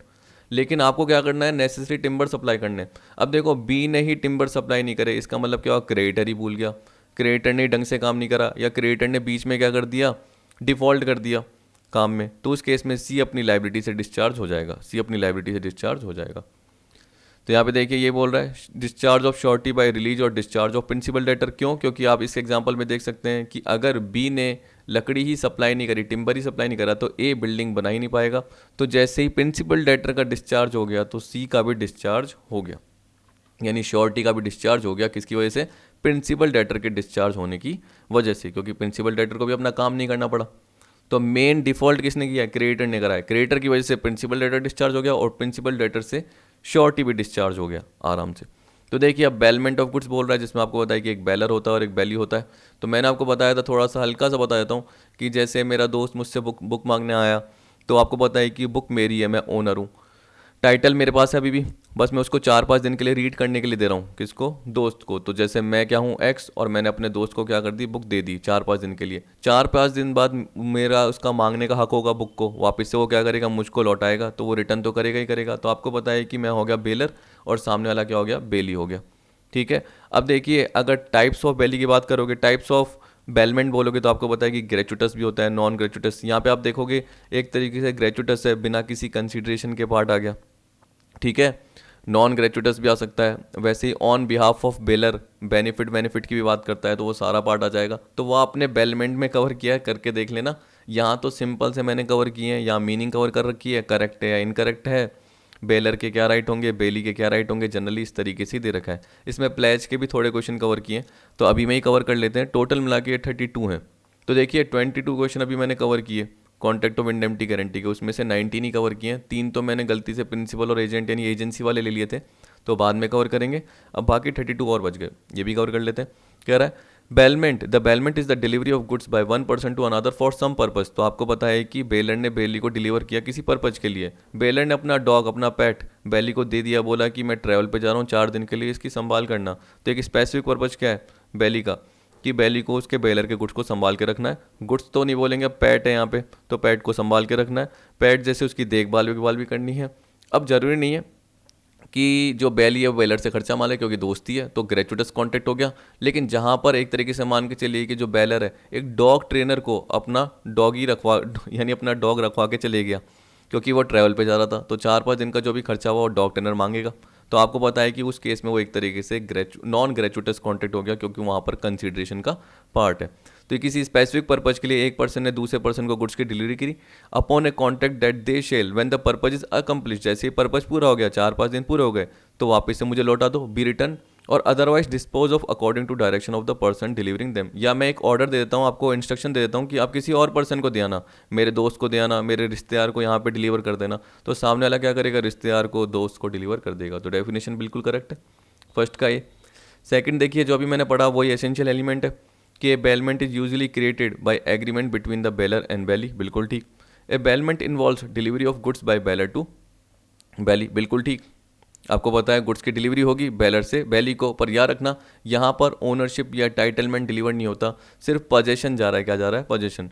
The delivery of goods from bailor to bailee must be for some purpose such as personal service. तो कुछ ना कुछ पर्पज तो हो सकता है। तो यहाँ पे देखिए पर्सनल सर्विस, तो जैसे मैंने आपको बताया था कि अगर ए ने अपनी कार बी को दी कि भाई मेरी कार बाहर खड़ी रहती है, गैराज भी नहीं है, तो मैं जा रहा हूँ 10 दिन के लिए, 15 दिन के लिए, तो मैं कार क्या कर रहा हूँ, वैसे तो मैं होता था तो संभाल लेता था, लेकिन अभी मैं हुई नहीं, तो कोई भी नुकसान पहुंचा सकता है, तो मैं तेरे गैराज पे रख रहा हूँ। बी बोलेगा ठीक है।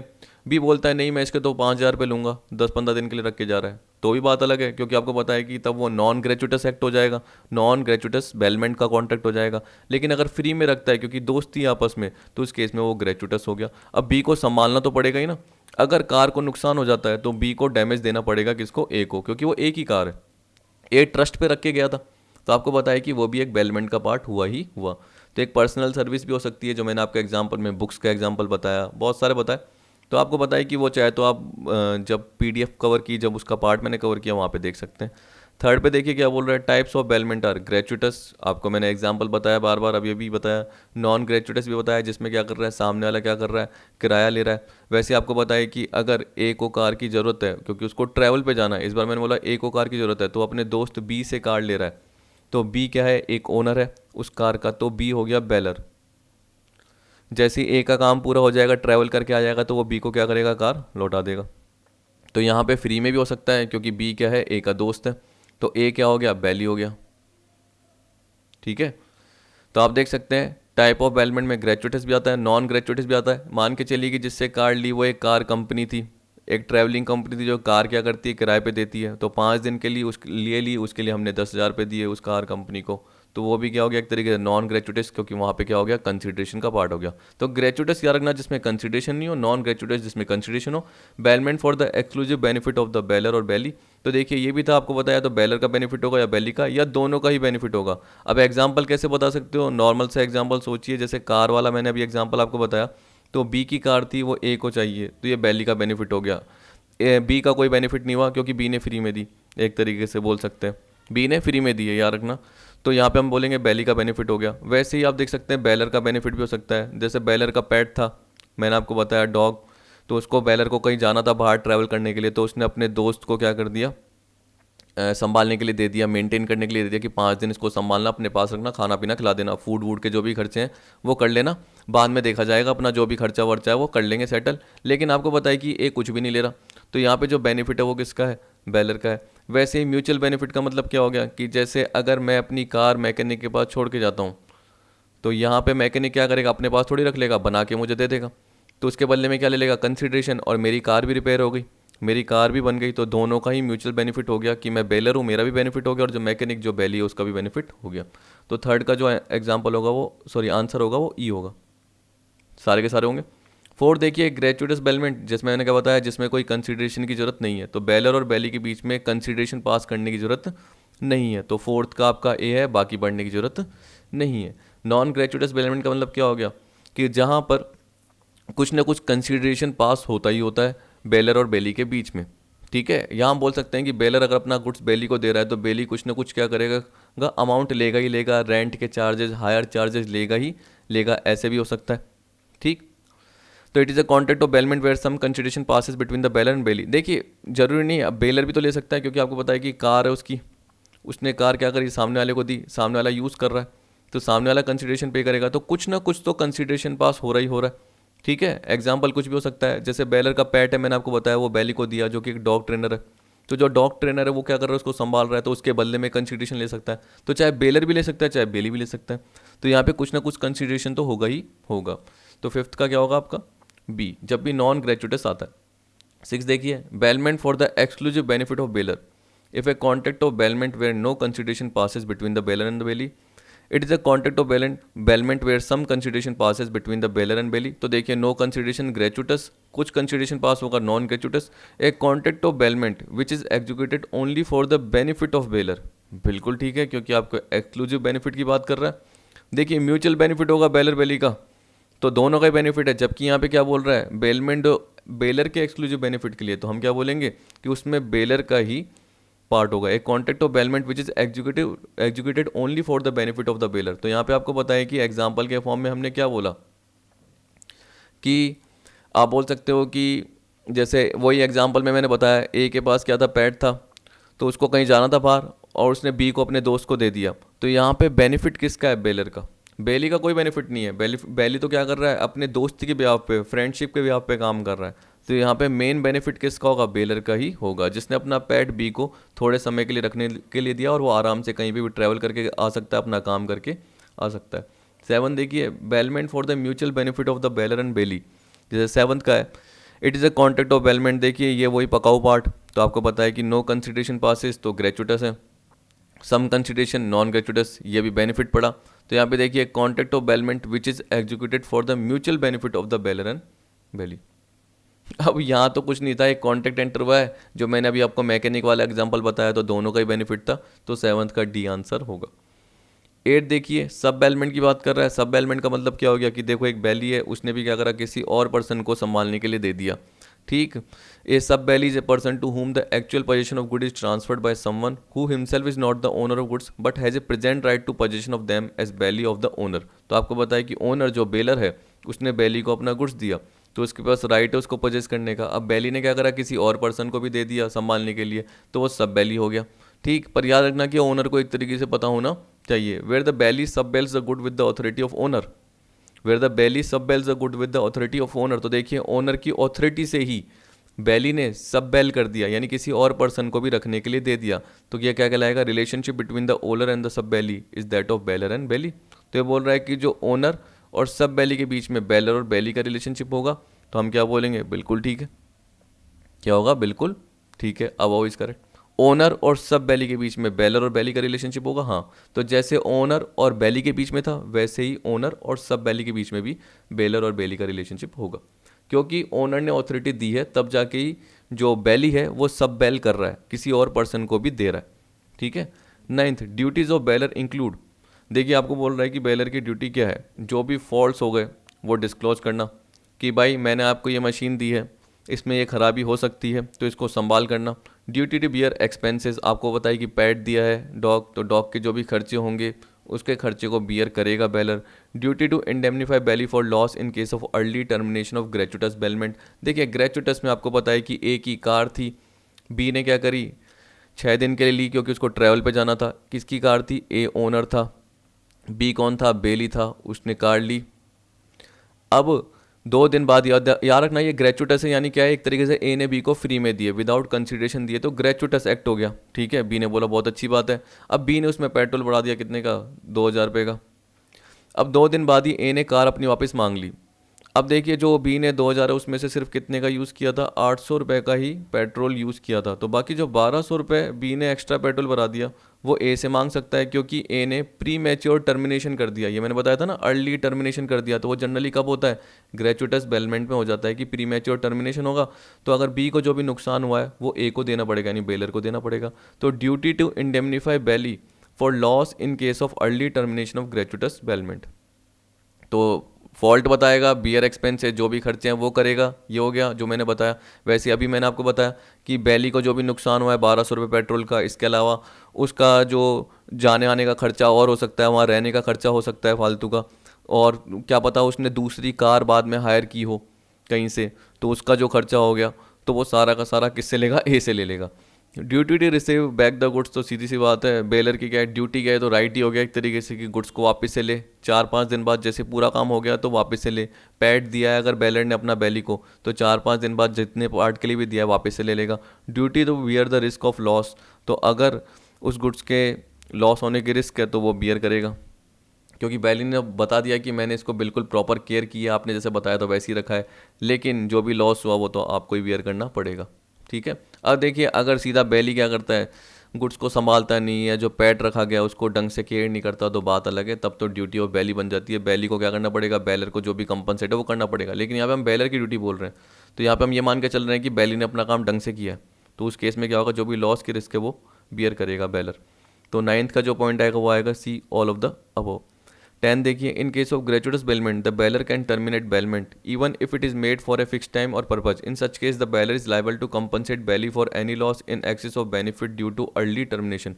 देखिए आप देखिए, अभी मैंने आपको बताया एग्जाम्पल में कि प्री मैच्योर टर्मिनेशन कर दिया, तो उस केस में बेलर के पास राइट है कि वो प्री मैच्योर टर्मिनेशन कर दे, लेकिन उससे जो बेली को नुकसान हुआ है, बेली को देखो बेनिफिट जो होने चाहिए, बेनिफिट तो वो घूम के आ गया 2-4 जगह, उसने 800 का पेट्रोल यूज़ कर लिया, 2,000 का भरवाया था, तो बी क्या है, बेली से 2,000 नहीं मांग सकता क्योंकि 800 का तो उसने यूज़ कर लिया।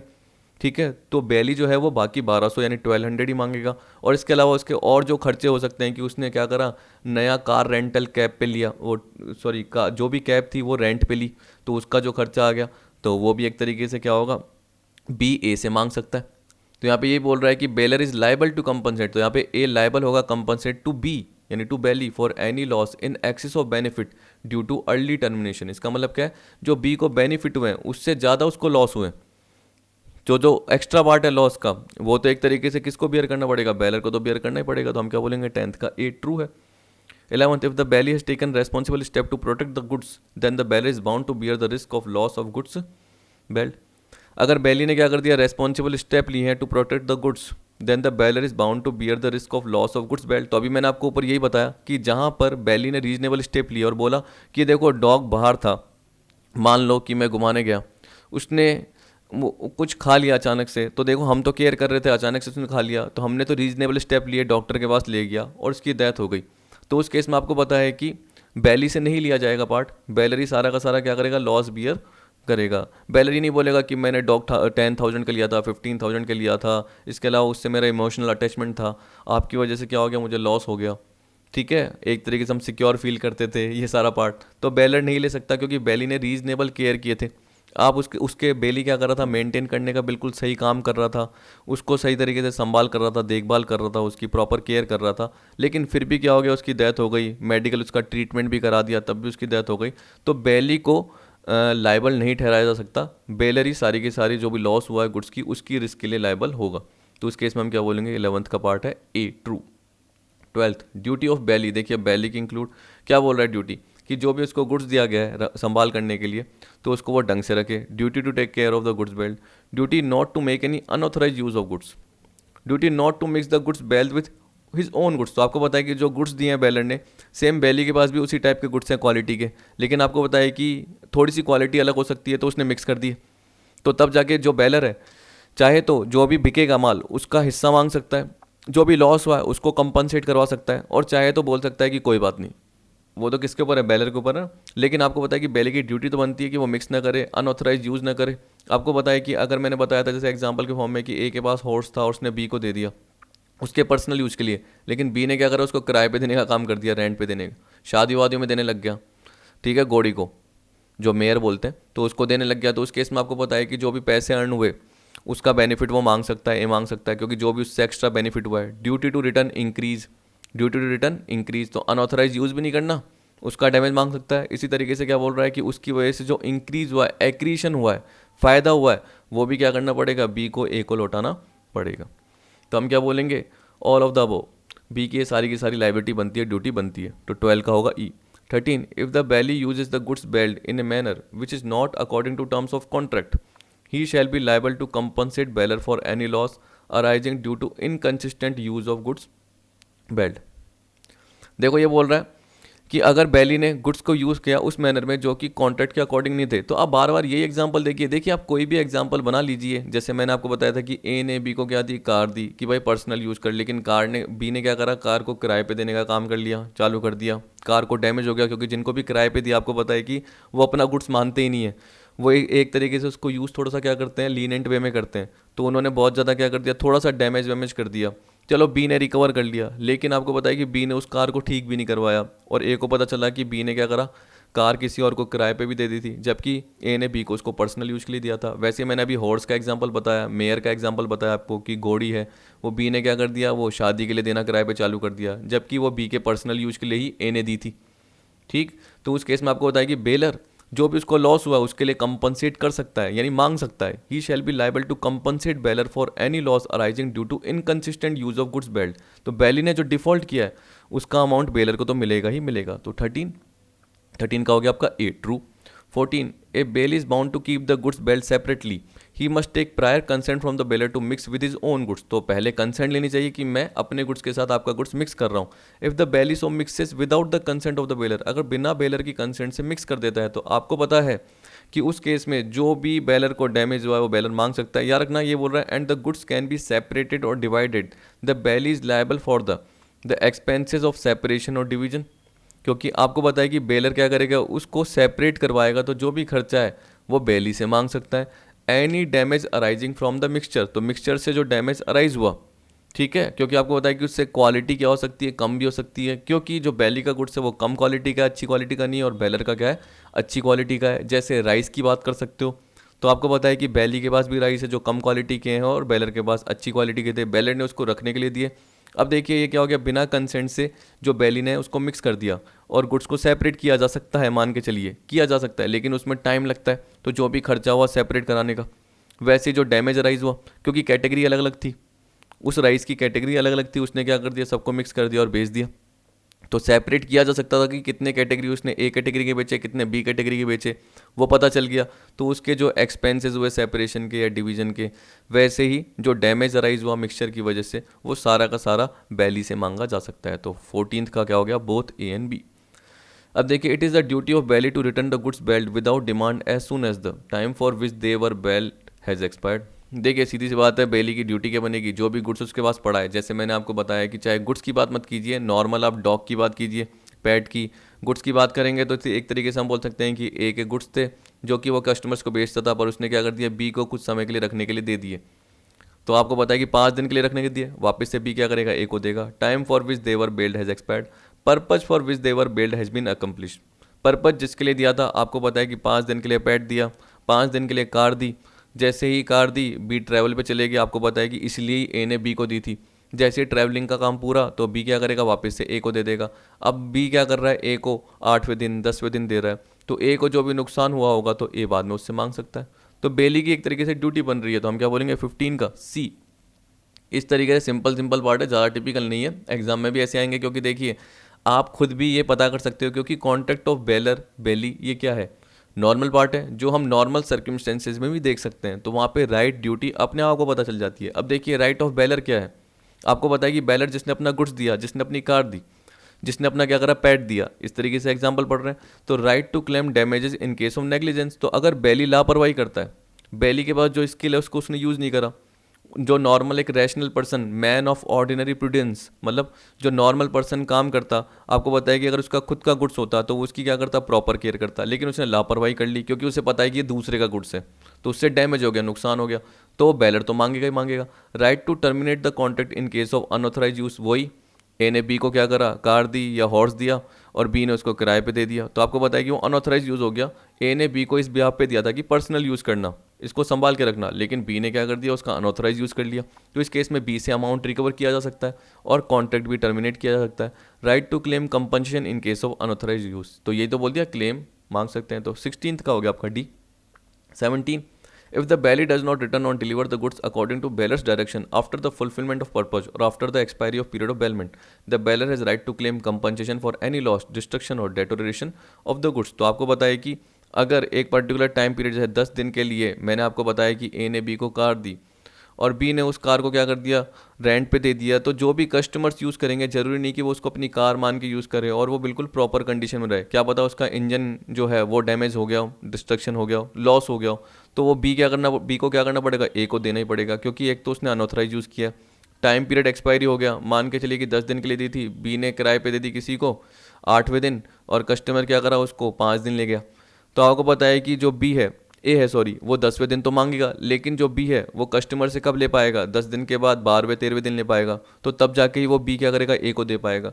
तो जो एक्स्ट्रा खर्चा हुआ है, जो एक्स्ट्रा लॉस हुआ है, वो भी जनरली क्या है, बी को क्या करना पड़ेगा, ए को देना पड़ेगा, क्योंकि ए उसको यूज़ करता है, ए को कहीं ले जानी थी, इसकी वजह से बी को नुकसान, सॉरी ए को नुकसान हो गया, यानी बेलर को नुकसान हो गया। तो कोई भी डिस्ट्रक्शन, डेटोरेशन हुआ गुड्स का, या कोई भी लॉस हुआ, उसके कंपनसेशन मांग सकता है बेलर। तो 17th का आपका पार्ट हो गया ए।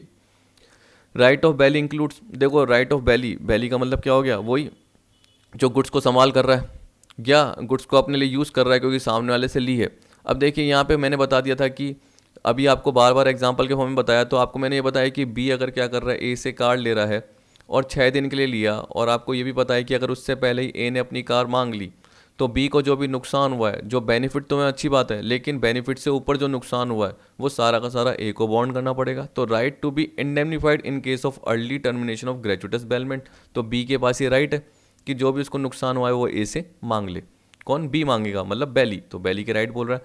Right to recover loss in case of bailor's defective title, देखिए सीधी सी बात है, ए ने बी को क्या बोला कि ये मेरे गुड्स है, आप संभाल लेना, मैं आपसे मांग लूँगा, लेकिन ए ट्रू ओनर था ही नहीं, उसके भी आप पे एक सी था ओनर, ए ट्रू ओनर था ही नहीं। तो आपको पता है कि जो भी नुकसान हुआ डिफेक्टिव टाइटल की वजह से, क्योंकि सी क्या करता है, अब मान लो कि ए ने बी को बोले और बोले कि इसको 6 दिन बाद किसी और को दे देना, यानी डी पर्सन को मान लो ये बोल दिया, और बी ने डी पर्सन को दे दिए।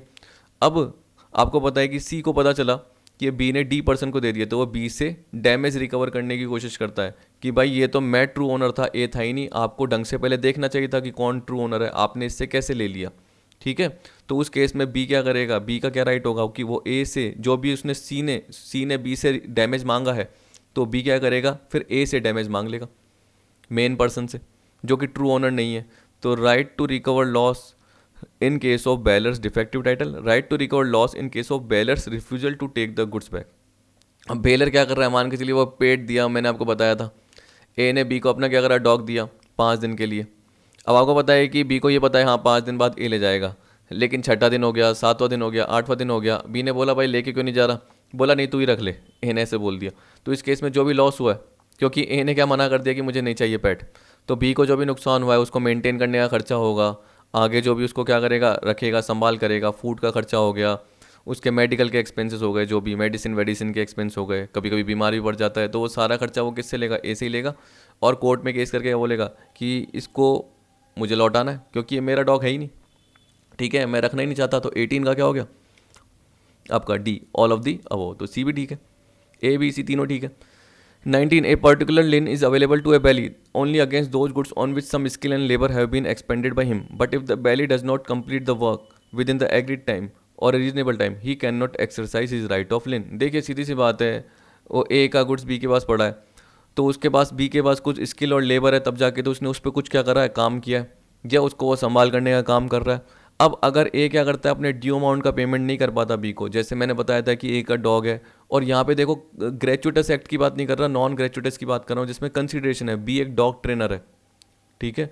तो ए को कहीं ट्रैवल करने जाना था, उसने किसको दे दिया, बी को दे दिया कुछ समय के लिए। अब आपको पता है कि बी ने उस पर प्रॉपर उसकी केयर करी, संभाल करी, क्योंकि उसके पास स्किल थी, या उसके जो भी वर्कर हैं, क्योंकि वो डॉग ट्रेनर बड़ी कंपनी है, तो उसने क्या कर रखे हैं, हायर कर रखे हैं वर्कर, तो वर्कर क्या कर रहे हैं, उसके डॉग को संभाल रहे हैं। तो जो भी खर्चा किया वो सारा का सारा बी ने किया है खर्चा, ठीक है। तो बी किससे मांगेगा, ए से मांगेगा। तो अगर ए नहीं देता तो बी उसके क्या कर सकता है, डॉग को अपने पास रख सकता है तब तक जब तक कि ए पेमेंट नहीं करता है, यानी बेलर पेमेंट जब तक नहीं करता। लेकिन अगर बेली ने अपना काम एग्रीड टाइम पे नहीं करा या रीजनेबल टाइम पे नहीं करा, तो वो अपने लिन को, यानी जो अपने राइट है एक्सरसाइज कि वो गुड्स को अपने अंडर में रख सकता है, वैसा नहीं कर पाएगा अगर बेली टाइम पे नहीं करता, एग्रीड टाइम पे, रीजनेबल टाइम पे। 19 का क्या होगा आपका, ए ट्रू।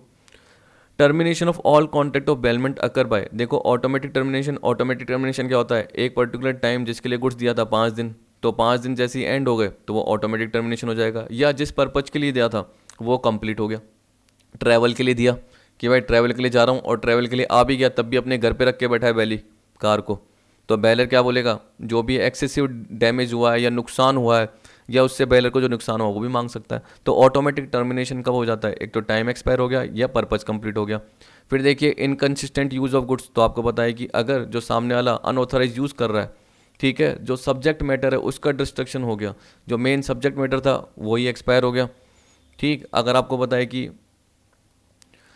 ए ने बी को क्या दिया, हॉर्स दिया, अब बी उसको संभाल कर रहा था, वो बीमार हो गया, उसकी डेथ हो गई, तो सीधी सी बात है सब्जेक्ट मैटर ही डिस्ट्रक्ट हो गया, सब्जेक्ट मैटर ही डिस्ट्रक्ट हो गया, वही खत्म हो गया। तो फिर किस बात का, बेलमेंट का कॉन्ट्रैक्ट वही खत्म। तो हम क्या बोलेंगे, ए बी सी पूरे के पूरे, यानी डी ऑल ऑफ द वो। 21. A bailment of good is the automatically terminated on expiry of the term for which the goods were billed, completion of purpose for which they are billed. मैंने अभी आपको बताया कि automatically terminate कैसे होता है, या जो टाइम एक्सपायर हो गया या जो पर्पज के लिए दिया था वो कंप्लीट हो गया, तो बैली को क्या करने पड़ेंगे, बेलर को वापस से वो गुड्स लौटाने पड़ेंगे, या उसके इंस्ट्रक्शन पर, यानी बेलर के इंस्ट्रक्शन पर जहाँ पे भी देने वहाँ पे वो बैली दे के आ जाएगा। 21 का सी।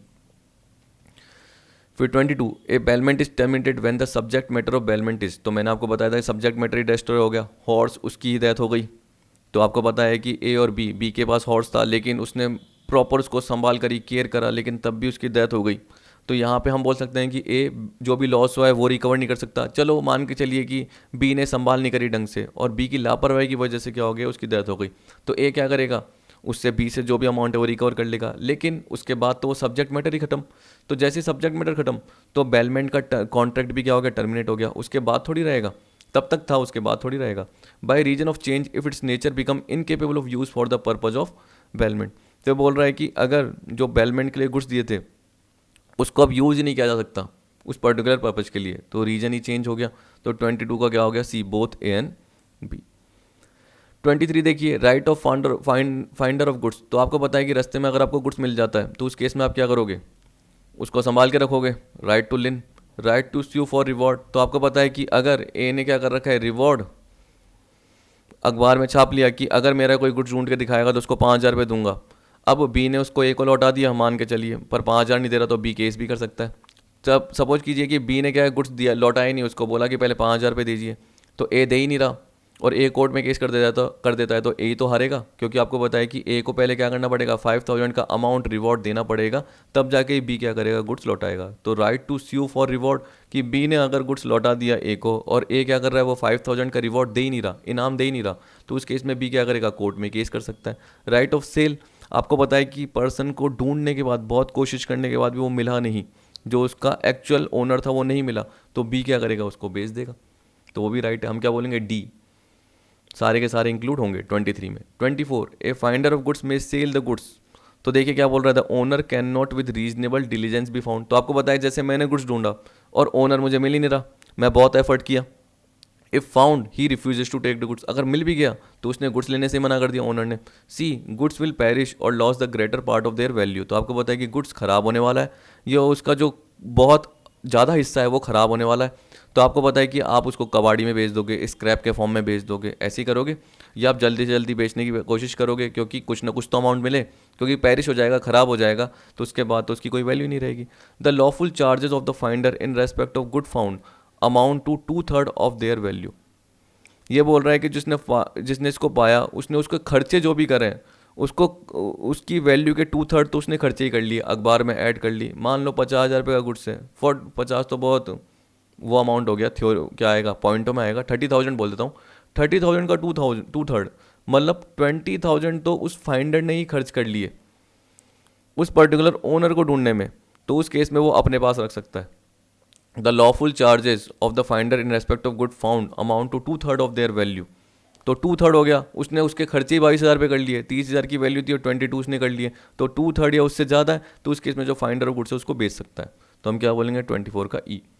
अब देखिए 25 सिंपल सा प्लेस, जहाँ पे आपको मैंने बताया था कि जो बेलर होता है वो क्या करता है, अपने गुड्स को सिक्योरिटी के फॉर्म में दे देता है, जैसे फाइनेंशियल इंस्टीट्यूशन को दे दिया, आपने देखा होगा एग्जाम्पल के फॉर्म में गोल्ड दे दिया, ठीक।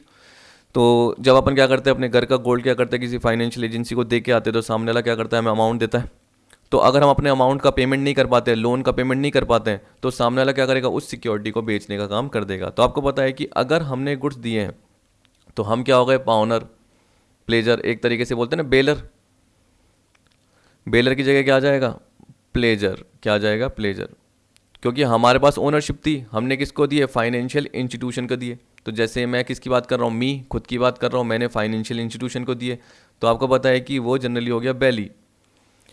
और यहाँ पे इस केस में प्लेज के केस में क्या हो गया, प्लेजी, क्योंकि यहाँ पर एक सिक्योरिटी का पार्ट भी साथ में आ रहा है। तो बोल रहा है bailment of goods as security. तो हमने क्या करा, अपना जो गोल्ड है, अपना जो गुड्स है, हमारे जो मूवेबल गुड्स है, हमने सिक्योरिटी के फॉर्म में क्या करे, सामने वाले इंस्टीट्यूशन को दिए। हमने अपना स्टॉक दिया, ठीक है, हमने अपना फर्नीचर दिया, किसके फॉर्म में, सिक्योरिटी के फॉर्म में, सामने वाले को दिया कि अगर जो आपने हमें लोन दिया है 5 लाख का, अगर हम वो पेमेंट नहीं कर पाएंगे तो आप हमारा फर्नीचर बेच देना, स्टॉक बेच देना। तो the bailment of goods as security for payment of debt और performance of a promise is called a pledge. तो हम क्या बोलेंगे, बिल्कुल सही है।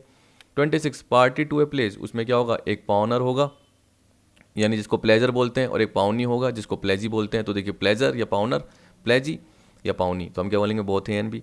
राइट ऑफ पाउनी इंक्लूड्स, देखिए पाउनी के राइट क्या है, पाउनी का मतलब क्या हो गया, आप खुद सोच सकते हैं, प्लेजी फाइनेंशियल इंस्टीट्यूशन, तो इसके पास राइट क्या होंगे कि अगर बेलर यानी प्लेजर जिसने बोला है कि हाँ मैं पेमेंट कर दूंगा अमाउंट का, लोन अमाउंट का, अगर वो पेमेंट नहीं कर पाता तो सिक्योरिटी किसके पास पड़ी है, फाइनेंशियल इंस्टीट्यूशन के पास। किसकी है, प्लेजर की, ओनर की, ठीक है, उसकी सिक्योरिटी किसके पास पड़ी है, फाइनेंशियल इंस्टीट्यूशन की। गोल्ड पड़ा है, स्टॉक पड़ा है, ठीक है, मूवेबल गुड्स पड़े हैं, फर्नीचर, ये मैंने बताया, तो वो बेचने का काम कर सकता है। तो देखिए राइट क्या है, उसको रिटेन कर लेगा।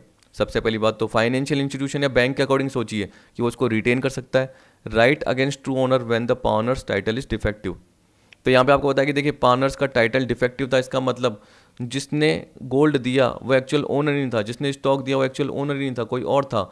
और जो बेली है यानी जो प्लेजी है यानी जो फाइनेंशियल इंस्टीट्यूशन है, उसने एक ट्रू फेथ में, ठीक है, उसको पार्टनर के डिफेक्टिव होने, टाइटल डिफेक्टिव होने का पता ही नहीं था। उसने गुड फेथ में क्या करा, सामने वाले से सिक्योरिटी के फॉर्म में गुड्स ले लिया और उसको पेमेंट कर दिया लोन का। तो उस केस में हम क्या बोलेंगे कि ट्रू ओनर के अगेंस्ट राइट होगा, मतलब ट्रू ओनर उससे गुड्स नहीं मांग सकता, किससे, फाइनेंशियल इंस्टीट्यूशन से। और फाइनेंशियल इंस्टीट्यूशन क्या करेगा, उसको नीलाम करके, उसको बेच करके जो भी पैसा मिल रहा है उससे अपना लोन रिकवर कर सकता है। तो ये पाउनी का राइट है।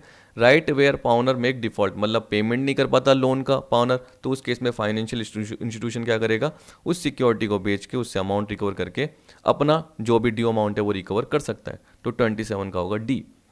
28 the pawnee may retain the goods pledged for payment of debt और the performance of the promise. देखिए मैंने बार बार आपको बताया कि पाउनर अगर क्या करता है, डेट या लोन का जो भी पेमेंट है या जो भी उसने प्रॉमिस किया है परफॉर्मेंस करने का, वो पार्ट नहीं कर पाता, इंस्टॉलमेंट पे नहीं कर पाता, इंटरेस्ट का पार्ट पे नहीं कर पाता, तो इस केस में पाउनी क्या करेगा, यानी फाइनेंशियल इंस्टीट्यूशन या बैंक क्या करेगा, या जिसने भी एक तरीके से सिक्योरिटी के फॉर्म में कुछ अमाउंट दिया है, तो वो क्या करेगा, उसकी सिक्योरिटी को अपने अंडर में ले लेगा, उसको बेचेगा। उससे जो पैसा मिलेगा तो वो क्या रिकवर करेगा, अपने लोन का अमाउंट, अपने इंटरेस्ट का पार्ट, देखो क्या बोल रहा है, for the interest of the debt, तो वो रोक सकता है। All necessary expense incurred by him in respect of possession और for the preservation of goods pledged. देखो आपको पता है कि जब भी एक ए पर्सन क्या कर रहा है, बी पर्सन को लोन दे रहा है, एडवांस दे रहा है, और बी पर्सन क्या कर रहा है, अपना स्टॉक ए को सिक्योरिटी के फॉर्म में दे रहा है, तो आपको पता है कि जो स्टॉक दे रहा है वो पर्सन कौन हो गया, प्लेजर हो गया, या पाउनर है, और ए क्या है, पाउनी। क्योंकि आपको पता है कि ए ने पेमेंट किया है, बी को क्या करना पड़ेगा, ड्यू अमाउंट एक ड्यू डेट पर पे करना पड़ेगा ए को, नहीं तो ए क्या करेगा, उसके स्टॉक को बेचने का काम कर लेगा। अब ए जब स्टॉक अपने पास रख के बैठा है, क्योंकि प्लेज का मतलब ही क्या होता है, जहाँ पर जो गुड्स है वो सामने वाले पर्सन ने सिक्योरिटी के फॉर्म में अपने अंडर में ले लिए, अब उसको मेंटेन भी करना पड़ेगा, स्टॉक के लिए गोडाउन लेना पड़ेगा, पर्सन रखना पड़ेगा जो उसकी सिक्योरिटी कर रहा है, तो वो सारा रेंट जो भी खर्चे हो रहे हैं वो भी नेसेसरी एक्सपेंसेस पाउनी क्या कर सकता है, बी से मांगेगा ही मांगेगा। ठीक है, अगर बी नहीं दे पा रहा तो उस केस में ए क्या करेगा, उसको अपने अंडर में रख के बेचने का काम करेगा, और जो भी नेसेसरी एक्सपेंसिव है उसको रिकवर करने का काम कर देगा। ठीक, तो हम क्या बोलेंगे यहाँ पे, ऑल ऑफ द वो, क्या बोलेंगे, all of the above. 29, when the pawner has obtained possession of goods pledged by him under a voidable contract but the contract has not been rescinded at the time of pledge. देखिए सीधी सी बात है, pawnor ने अभी जैसे इस case में आप देखिए ऊपर वाले में कि ए ने जो गुड्स क्या करे, परचेज कर रखे हैं, लेकिन उसको ये पता नहीं था कि बी के पास डिफेक्टिव टाइटल है, यानी बी एक्चुअल ओनर है ही नहीं, कोई सी ओनर है। तो तब भी देखो आपको पता है कि ए के पास एक राइट है, ऊपर मैंने बताया, तो यहाँ पे यही बोल रखा है कि चाहे एक वॉइडेबल कॉन्ट्रैक्ट के अंदर पार्टनर के पास गुड्स का पोजीशन आया, लेकिन contract has not been rescinded at the time of place, जब प्लेस का कॉन्ट्रैक्ट हुआ उस वक्त कॉन्ट्रैक्ट को कैंसिल नहीं किया गया था, कॉन्ट्रैक्ट चलने दिया गया था, तो उस वक्त the pawnee acquire a good title to the goods. तो पानी मतलब क्या हो गया, ए के पास अच्छा टाइटल है, चाहे एक्चुअल ओनर सी है तब भी ए के पास अच्छा टाइटल है, ए अपने ड्यू अमाउंट की रिकवरी कर सकता है इस स्टॉक को बेच के, इस स्टॉक को बेच के। पर याद रखना, ए ने जो ये पर्टिकुलर काम किया है या जो भी ये प्लेस का कॉन्ट्रैक्ट किया है एक अच्छे फेथ में किया है, उसको ये नहीं पता था कि सी एक्चुअल ओनर है, उसको तो ये लग रहा था कि बी एक्चुअल ओनर है, ठीक है, और उसको डिफेक्टिव होने का पता नहीं था। तो यहाँ पे ये बोल रहा है the pawnee acquire a good title to the goods provided he acts in good faith and without the notice of pawner's defect of title. तो उसको ये नहीं पता था कि पाउनर का डिफेक्ट है टाइटल में, और एक अच्छे फेथ में उसने काम किया था। तो 29 का हम क्या बोलेंगे, ए, ट्रू। ठीक है, उसके बाद 30, if the person makes default in payment of debt और performance of the promise then the pawnee can exercise right to sue, right to sell. आपको पता है दोनों ही कर सकता है, कि सामने वाले ने अगर पेमेंट नहीं करा ड्यू अमाउंट का, तो जो भी सिक्योरिटी रखी है पाउनर ने, वो उसको क्या कर सकता है, बेच सकता है, और सामने वाले पर केस भी कर सकता है। तो 30 का ए और बी, ये दोनों पार्ट आ गया, तो यानी सी हो गया 30 का। 31, the general rule is that it is the owner who can ordinary create a valid place in which of the following case even a non owner can create a valid place. तो मैंने आपको बताया था mercantile agent हो गया, अभी आपने देखा कि डिफेक्टिव टाइटल है इस केस में, सी के केस में सी एक्चुअल ओनर है, लेकिन ए ने ये माना कि बी एक्चुअल ओनर है, और ए ने क्या कर दिया, बी को एडवांस दे दिया और बी से जो स्टॉक था वो ले लिया, जबकि स्टॉक का एक्चुअल ओनर सी था। तो आपको पता है कि डिफेक्टिव टाइटल था, तब भी ए के पास अच्छा राइट है, तब भी एक वैलिड प्लेज कहलाएगी। तो देखिए क्या बोल दिया, मर्केंटाइल एजेंट हो, मर्केंटाइल एजेंट क्या होता है, जो किसी के बिहाफ पे गुड्स बेचने का काम करता है। तो यहाँ पर उस मर्केंटाइल एजेंट को परमिशन दे रखी है कि आप अपने गुड्स अंडर में ले सकते हो, आप क्या कर सकते हो, इसको गिरवी भी रख सकते हो, उसके बिहाफ पे मनी भी रेज कर सकते हो, तो ये सारा काम कर सकते हो। Place by a person in possession under voidable contract, अभी मैंने आपको बताया। प्लेस बाय को ओनर इन पोजेशन, को ओनर वो भी क्या कर सकता है, जैसे ए और बी एक पर्टिकुलर गुड्स के ओनर है, तो ए भी क्या कर सकता है, उसको गिरवी रख सकता है, बी भी क्या कर सकता है, उस गुड्स को गिरवी रख सकता है और उसके बदले में लोन ले सकता है। ठीक, तो प्लेस बाय को ओनर इन पोजीशन, तो उस केस में ये वैलिड प्लेस कहलाती है। 31 का क्या हो गया, डी। लास्ट देखिए 32, the pawnee of goods from a mercantile agent who has no authority from the principal to pledge gets a good title to the goods if. तो देखो क्या बोल रहा है कि mercantile agent, pawnee of a goods from a mercantile agent who has no authority from the principal to pledge. देखिए ऐसे सोचिए, एक प्रिंसिपल है और एक मर्केंटाइल एजेंट है, ठीक है। अब प्रिंसिपल का जो गुड्स है वो मर्केंटाइल एजेंट के पास पड़ा हुआ है, लेकिन मर्केंटाइल एजेंट के पास कोई अथॉरिटी नहीं थी कि वो गुड्स को क्या कर दे, प्लेज पे दे दे। तो अब देखिए मर्केंटाइल एजेंट एक पाउनर कहलाता है, आपको पता है, अगर वो गुड्स दे देता है और जिसको दिया, मान के चलिए सी को दिया, क्योंकि मर्केंटाइल एजेंट ने उसके बिहाफ पे फिर लोन ले लिया गुड्स को देने के बाद। तो आपको पता है कि सी ने गुड्स को सी ने एक तरीके से क्या करा, लोन को दिया है, और मर्केंटाइल एजेंट ने अपने क्या करा है, गुड्स को गिरवी रख लिया है बिना प्रिंसिपल की परमिशन से, बिना प्रिंसिपल की ऑथोरिटी के। तो ये पाउनर हो गया और ये पाउनी हो गया। अब पढ़ लिए क्या बोल रहा है, pawnee of goods from a mercantile agent, जो सी है, जो कि मर्केंटाइल एजेंट से, who has no authority from the principal to pledge. जिसकी कोई भी ऑथोरिटी नहीं थी, प्रिंसिपल ने कोई ऑथोरिटी दी नहीं थी मर्केंटाइल एजेंट को, gets a good title to the goods. तो पावनी एक अच्छा टाइटल ले सकता है, पर कब? The agent is in the position of goods, आपको पता है था, और the document of title to the goods with the consent of the owner. तो आपको ये पता था कि हाँ प्रिंसिपल ने मर्केंटाइल एजेंट को अपॉइंट कर रखा है, क्योंकि देखो नॉर्मल कोई भी गुड्स क्या करता है, जब भी सी क्या करता है, लोन देता है, तो सी को हाँ ये पता है कि एक एजेंसी है मर्केंटाइल एजेंट के पास जो कि प्रिंसिपल ने उसको दे रखी है, उसको सारे उसके डॉक्यूमेंट ऑफ टाइटल ये सब कुछ पता है कि इसके पास ही है, किसके पास है, मर्केंटाइल एजेंट के पास है। ठीक है, फिर the agent places the goods while acting in the ordinary course of business of A mercantile agent. अब एजेंट ने क्या करा, ऐसे बिहेव करा कि हाँ मेरे पास ही टाइटल है और मेरे को प्रिंसिपल ने परमिशन भी दे रखी है, उसने सी को ऐसे बता दिया और सी ने बिलीव कर दिया और सी ने लोन दे दिया, जबकि मर्केंटाइल एजेंट को ऐसी कोई परमिशन नहीं थी कि वो गुड्स को गिरवी रखे और उसके बदले में लोन ले ले, ऐसा कोई पार्ट था ही नहीं। ठीक है, और सी ने बिलीव भी कर लिया, तो यहाँ पे यही पार्ट दे रखा है। और सी क्या बोल रखा है, द पावनी एक्ट्स इन गुड फेथ, जो पावनी ने एक अच्छे फेथ में काम किया, और पावनी को क्या है, कोई नॉलेज भी नहीं हुई, उसको डिफेक्ट के बारे में पता ही नहीं था, तो उस केस में आप हम क्या बोलेंगे, तब पावनी के पास एक अच्छा टाइटल आ जाता है। तो डी क्या होगा, ऑल ऑफ द अबव। ठीक है, अब देखिए बाकी जो पार्ट बचेगा, बाकी जैसे कॉन्ट्रैक्ट ऑफ एजेंसी का पार्ट और कुछ एक्स्ट्रा क्वेश्चन बचेंगे जिसमें एजेंसी बेलमेंट के सारे आ जाएंगे, वो हम अगली वीडियो में कवर कर लेंगे। और जो 3 क्वेश्चन रह गए थे इंडेमनिटी गारंटी में, जो प्रिंसिपल एजेंट के थे यानी एजेंसी से रिलेटेड थे, वो भी कवर कर लेंगे। तो आई होप आपको ये 1 घंटे 19-20 मिनट में सारा पार्ट कवर हो गया। बाकी जो पार्ट है वो आएगा अगली वीडियो में। वीडियो देखने के लिए थैंक यू।